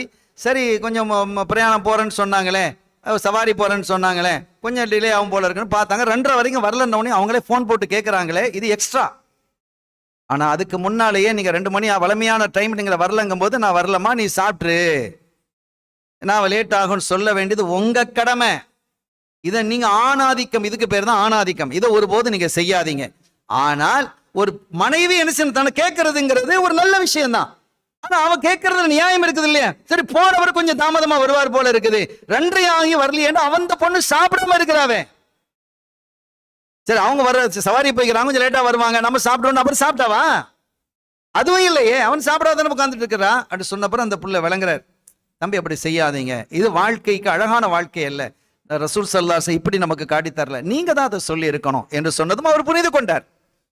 ஆக இப்போ ஒரு வீட்டுக்கு தாமதமாக நாம் போவதாக இருந்தால் ஒரு மனைவி என்ன இன்னும் வரலையே அப்படின்னு கேட்பாங்க, கேட்கதான் வேணும். ஆனால் அதற்கு முன்பாகவே அதை சொல்ல வேண்டியது, நான் தாமதமா வர்றேன், ஒரு அவசர வேலையை அங்க போயிட்டேன், அல்ல நண்பர் வீட்டுக்கு போயிட்டேன், ஒரு பேச்சுவார்த்தை நடந்தது, இந்த மாதிரி காரணங்களால கொஞ்சம் தாமதமாக ஆகிவிட்டது என்று சொல்ல வேண்டிய பொறுப்பு ஒரு கணவனுடையது தான் என்பதை நம்ம விளங்கிக்கிடணும். ஏன் அவ கேட்டா நான் குறைஞ்சு போயிடுவோம் அப்படிலாம் பார்க்க கூடாது. இதுதான் பிரச்சனை. உன் மனைவியிடம் நீ தோற்று போவது உன் வாழ்க்கையினுடைய வெற்றிக்கு அடையாளம் என்கிறது இஸ்லாம். உன் மனைவி இடத்துல நீ தோற்பது என்பது உன் வாழ்க்கையினுடைய வெற்றியினுடைய அடையாளம். நீ யார்கிட்ட வேணாலும் தோக்கக்கூடாது, மனைவி இடத்துல தோத்து போயிடணும். பணிஞ்சு போறது ஒன்றும். ஸல்லல்லாஹு அலைஹி வஸல்லம் அவங்க வீட்டில் உட்காந்துருக்கிறாங்க, வீட்டில் இருக்கிறாங்க, ஆயிஷா நாய் வீட்டில் தான் இருக்கிறாங்க. திடீர்னு ஒரு 5, 6, 7, 8 பேர் விருந்தாளிகள் வந்துட்டாங்க. அப்போ விருந்தாளிகள் வரும்போது என்ன நடக்கும்? உணவுகள் கொடுக்கணுமா இல்லையா? அப்போ பக்கத்து வீட்டிலேருந்து அடுத்த ஒரு மனைவி என்ன செய்யறாங்க? ஆஹா, திடீர்னு வந்துட்டாங்களேன்னு உணவு என்ன செய்யாங்க, கொஞ்சம் உணவை சமைச்சு கொடுத்து விடுறாங்க. அந்த உணவை சமைத்து கொடுத்து விட்டு அது நேரம் வந்து அந்த கொண்டு வந்தவர் என்ன செய்ய, நேரம் ரசூலுல்லாஹ்ட்ட கொண்டு கொடுத்திருந்தா பரவாயில்ல, ஆயிஷா நாயிட்ட கொண்டு வந்து கொடுத்துட்டார். இவங்களுக்கு கடும் கோபம். என்ன, எங்க வீட்டுக்கு வந்த விருந்தாளியை நாங்க பார்க்க மாட்டோமோ, அவங்க எல்லாம் ஹெல்ப் பண்ணணுமோ, அப்படிலாம் அந்த தேவையில்லை, நாங்க இல்லை, நீங்க கொண்டு போ அப்படின்னு சொல்லியிருந்தாலும் பரவாயில்ல. என்ன செஞ்சாங்க தெரியுமா? தட்டை பீங்கான்ல இருக்குது அந்த உணவு, அந்த உணவை தூக்கி அப்படி வீசிட்டாங்க. அந்த தட்டை தூக்கி வீசுறாங்க. எங்க வீசுறாங்க? வெளியில வீசினாலும் பரவாயில்ல, அது வீசக்கூடாது. ரசூலுல்லாவும் அந்த தோழர்களும் உட்கார்ந்து இருக்கிறாங்களே, விருந்தாளிகள் உட்கார்ந்துக்கிறாங்களே, அந்த சபையில வீசுறாங்க. டமாண்டு வந்து உண்டு தட்டை உடைஞ்சிருச்சு, உணவெல்லாம் சிதறிச்சு. இப்ப என்ன நிலையில நாம இருப்போம்? இந்த செய்தியை நீங்க பல தடவை கேட்கலாம். பல தடவை கேட்கறது மாத்திரமல்ல, நம்முடைய வாழ்க்கையை மாற்றிக்கொள்ளணும். இப்ப இந்த நிலையில நாம எப்படி நடந்திருப்போம் நீங்க யோசிச்சு பாருங்க. தட்டை உளுந்து உடைஞ்சு சிதறி உணவுலாம் பிச்சுக்கிட்டு போகுது. ஸல்லல்லாஹு அலைஹி வஸல்லம் விளங்கிக்கிட்டாங்க என்ன நடந்திருக்குங்கிறது. அவங்களுக்கு தெரியாதான்? சொன்னாங்க, காரத்து உம்முக்கும், உங்க உம்மாவுக்கு ரோஷம் வந்துட்டு. உம்மா என்ன செஞ்சிட்டாங்க? நாங்க தான் சமைச்சு கொடுப்போமே, எங்களுக்கு என்ன முடியாம இருக்குது, நீங்களாம் வந்து ஹெல்ப் பண்ணணுமோ அப்படிங்கிற மாதிரி என்ன செஞ்சுட்டு உம்மாவுக்கு ரோஷம் வந்துட்டு. காரத்து உம்முக்கும், என்ன அழகான வார்த்தை, உங்க உம்மாவுக்கு ரோஷம் வந்துட்டு, உங்க அம்மா ரோஷப்பட்டாங்க அப்படின்ட்டு சஹாபிகளை பார்த்து, சஹாபிகளுக்கு அவங்க ஆயிஷா உம்மா தானே, நமக்கு எல்லாருக்கும் உம்மா தானே, அவங்க உம்மாவுக்கு ரோஷம் வந்துருச்சு அப்படின்னு சப்ஜெக்டை கூலா முடிச்சுட்டாங்க. முடிச்சுட்டு அந்த தட்டையை ஒட்டி பார்க்குறாங்க, ஒட்ட மாட்டாங்குது. இப்போ அந்த வீட்டுல இருந்து சாப்பாடு வருது. ஆயிஷா நாய் அவங்க கூட சாப்பாடு தட்டையில் கொடுத்து விடுறாங்க. சாப்பாடு எடுத்துட்டு இப்போ அங்கே வந்து வெறும் தட்டை தானே போகணும், உடைச்ச தட்டையை கொடுத்து விட்டா எப்படி இருக்கும்? அங்கே நீ புயல் வந்துடும். அதனால இந்த உடையாத தட்டையை அங்கே கொடுத்து விடுறாங்க. ஸல்லல்லாஹு அலைஹி வஸல்லம் என்ன செய்றாங்க? இந்த தட்டை அந்த தட்டையும் தட்டை ஒன்று போல இருந்திருக்குன்னு வைங்களேன். அந்த தட்டை என்ன செய்றாங்க? அந்த பணியாளர் இடத்துல இதை கொண்டு போய் நீங்க என்ன செய்யுங்க, அந்த மனைவி இடத்துல கொடுங்க. தட்டை திரும்பி போகுது. இந்த உடைஞ்ச செய்தி இது எதுவும் போகல, தட்டை மாத்திரம் திரும்பி போயிடுச்சு. அப்ப அவங்களும் சந்தோஷப்பட்டிருப்பாங்க. இங்கே பிரச்சனை சரியாக ஆகி விடுகிறது. அருமையானவர்களே, ஒரு கட்டத்துல ஆயிஷா நாயி உட்கார்ந்து இருக்கிறாங்க. ஆயிஷா நாயினுடைய வீட்டுக்கு ஒரு இன்னொரு மனைவி சஃபியா நாயின்னு நினைக்கிறார், ரலியல்லாஹு அவங்க வர்றாங்க. ஸல்லல்லாஹு அலைஹி வஸல்லம் என்ன செய்றாங்க? அவங்களுக்கு பிரியமான ஒரு உணவு, தக்கடி உணவை சாப்பிட்டுக்கிட்டு இருக்கிறாங்க. அப்ப உட்கார்ந்த உடனே ஒரு தட்டில் கொண்டு வந்து, சஃபியா நீங்க சாப்பிடுங்கன்னு ஆயிஷா நாயை வைக்கிறாங்க. நீங்களும் சாப்பிடுங்கன்னு அந்த மனைவிக்கு வைக்கிறாங்க. இல்ல எனக்கு வேணாம், எனக்கு வேணாம் அப்படிங்கிறேன். இல்ல சாப்பிடுங்க, குழி லாக்குல், நான் சாப்பிட மாட்டேன், எனக்கு வேணாம், சாப்பிடுங்க. ஸல்லல்லாஹு ஒன்றும் சொல்லல, அவ சாப்பிட்டுக்கிட்டே இருக்கிறாங்க. 2 பேருக்கும் நடக்குது. நீ சாப்பிடணும். இல்லை நான் சாப்பிட மாட்டேன். ஏன்னா எதுக்கு, ஏன் சாப்பிட மாட்டேன்னு சொல்றாங்க? இதை தக்கடிங்கிறது அந்த அந்த காலத்தில் அந்த அரபகத்தில் வந்து ரொம்ப ஃபேமஸான உணவு. அவங்க என்ன நினைக்கிறாங்க? இதை விட ருசியா என்னால சமைச்சு கொடுக்க முடியும். இதுதான் அதுல உள்ள விஷயம். இதை விட ருசியாக என்னால் இது சாதாரணமாக இயல்பாக பெண்கள் இடத்துல ஏற்படக்கூடிய ஒரு நிகழ்வு. அப்ப இதை ஒரு கணவர் எப்படி என்ன செய்யணும், பொருந்தி கொள்ளணுங்கிறத பாருங்க. ஸல்லல்லாஹு அலைஹி வஸல்லம் அப்படியே உட்கார்ந்துகிட்டே இருக்கிறாங்க. அப்ப ஆயிஷா நாயகி சொன்னாங்க, நீங்க சாப்பிட இல்லைன்னா எடுத்து மூஞ்சில பூசி விட்டுருவேன் அப்படின்னா, உங்க மூஞ்சில அப்படியே அப்பிடுவேன் அப்படிங்கிறாங்க. அதுக்கும் ஸல்லல்லாஹு அலைஹி வஸல்லம் ஒன்றும் சொல்லல, அப்படியே வேடிக்கை பார்த்துட்டு இருக்கிற மாதிரியே இருக்கிறாங்க. அப்பவும் இவங்க மாட்டேன், திங்க மாட்டேன் அப்படின்ட்டாங்க. கோவம் வந்துட்டு ஆயிஷா நாயகி அவங்க சொன்ன மாதிரி அந்த உணவை எடுத்த கையில் எடுத்து அப்படி மூஞ்சி பூரா தடை விட்டு அப்படியே மூஞ்சிலேருந்து வடியுது. வல்லாஹிக ரசூலுல்லாஹி ஸல்லல்லாஹு அலைஹி, இதை பார்த்து ரசூலுல்லாஹ் குலுங்கி குலுங்கி சிரிக்கிறாங்க. சஃபியா நாயகி எப்படி இருக்கும்? இவ்வளோ சேட்டை பண்ணியிருக்கிறாங்க, பார்த்து சிரிக்கிறாங்களே அப்படின்னு இருக்குமா இல்லையா? அந்த சமயத்தில் ஸல்லல்லாஹு அலைஹி வஸல்லம் ஆயிஷா நாயகி எட்டி அப்படி பிடிக்கிறாங்க. 2 கையும் அப்படி பிடிச்சி இழுத்துட்டாங்க. லத்திஹி, இந்த சாப்பாடு எடுத்து அவன் மூஞ்சில பூசு சஃபியா, நீங்க பூசுங்க இப்போ அப்படிங்கிறாங்க. இப்போ அவன் மூஞ்சில என்ன செய்ய பூசை போட்டு அவன் மூஞ்ச பார்த்து இவன் சிரிக்க, இவன் மூஞ்ச பார்த்து அவன் சிரிக்க, ஒரே சிரிப்பு மயமா போய் அந்த இடத்தை அவ்வளவு கலகலப்பா ஸல்லல்லாஹு ஆக்கி விட்டுட்டாங்க. எல்லாரும் சிரிப்பு. அப்ப ஒரு பிரச்சனைகள் வரும் பொழுது அதை கையாளும் விதம் எப்படி என்பதை இந்த சமூகத்திற்கு ஸல்லல்லாஹு அலைஹி வஸல்லம் அவர்களை தவிர வேறு யாராலும் இவ்வளவு நுணுக்கமாக மிக எளிமையாக கற்றுத்தர முடியாது. நீங்க எப்படி நடந்து கொள்ளணும், குடும்பத்தில் ஒரு பிரச்சனை நடந்தால் எப்படி நீங்க நடந்து கொள்ள வேண்டும் என்பதை மிக எளிதாகவும் மிக அழகாகவும் கற்றுத்தந்தவர்கள் ஹாத்தம் ரசூல் இதய வேந்தர் முஹம்மதுர் ரசூலுல்லாஹி ஸல்லல்லாஹு அலைஹி வஸல்லம். இனிக்க இனிக்க அந்த வாழ்க்கையினுடைய செய்திகளை நம்ம தொடர்ந்து பேசிக்கிட்டே இருக்கலாம், பல எபிசோடுகள் பேசலாம். அவ்வளவு அற்புதமான வாழ்க்கை அவங்களுடைய வாழ்க்கை. எந்த பக்கம் திரும்பினாலும் கரும்பு தான். கரும்புக்கு அந்த பக்கம் இனிக்கும், இந்த பக்கம் கசக்கும், அப்படி இருக்கா? எல்லா பக்கமும் இனிக்கும். கரும்பை விட சுவையானது. எனவே இந்த மூலமாக கேட்கறது மாத்திரமல்ல, நம் வாழ்வியலிலும் நம்ம என்ன செய்யணும், அதை பயன்படுத்தணும். அந்த மாதிரி நம்ம நடந்துக்கிடணும்.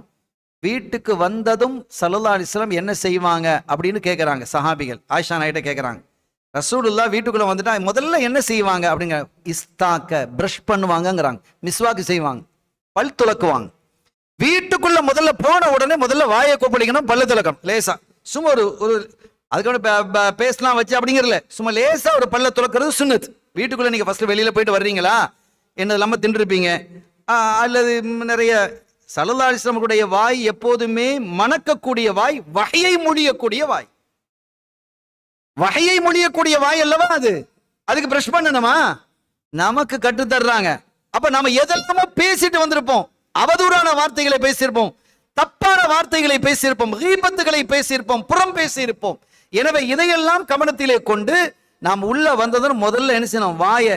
இது சைக்காலஜிக்கலாகவும் உளவியல் ரீதியாகவும் இன்றைக்கு அது உறுதிப்படுத்தப்படுகிறது. யார் வீட்டுக்குள்ள வரும்போது முதல்ல பிரஷ் பண்ணிட்டு அந்த ஃப்ரெஷ் ஆகுறாங்களோ அவங்கள்ட்ட இந்த கடினமான வார்த்தைகள்லாம் வராது. இன்னைக்கு கண்டுபிடிச்சிருக்கலாம். நம்ம கண்மணி ஸல்லல்லாஹு அலைஹி வஸல்லம் அப்பவே என்ன செஞ்சிட்டாங்க, இந்த சமூகம் உம்மத்துக்குன்னா இந்த இது முஸ்லீம்களுக்கு மட்டுமில்லை, உலகத்தில் வாழக்கூடிய எல்லா 800 கோடி மக்களுக்கும் அது போதனை தான், அவர்கள் வழிகாட்டி தான். அந்த வழி நடந்தால் எல்லாருடைய வாழ்க்கையும் இந்த உலகத்திலேயே சுவன வாழ்க்கை தான்.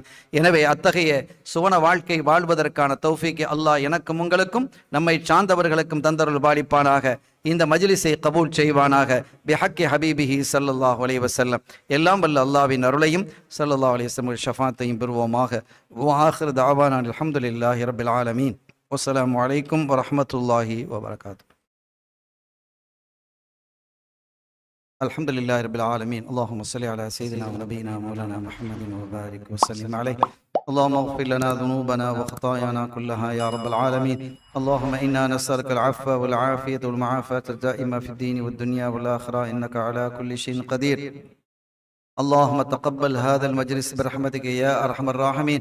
وصلى الله تعالى وسلم على خير خلقه ونور عرشه سيدنا محمد وآله وصحبه أجمعين والحمد لله رب العالمين. صلى الله على محمد صلى الله عليه وسلم. صلى الله على محمد صلى الله عليه وسلم. صلى الله على محمد يا ربي صل وسلم.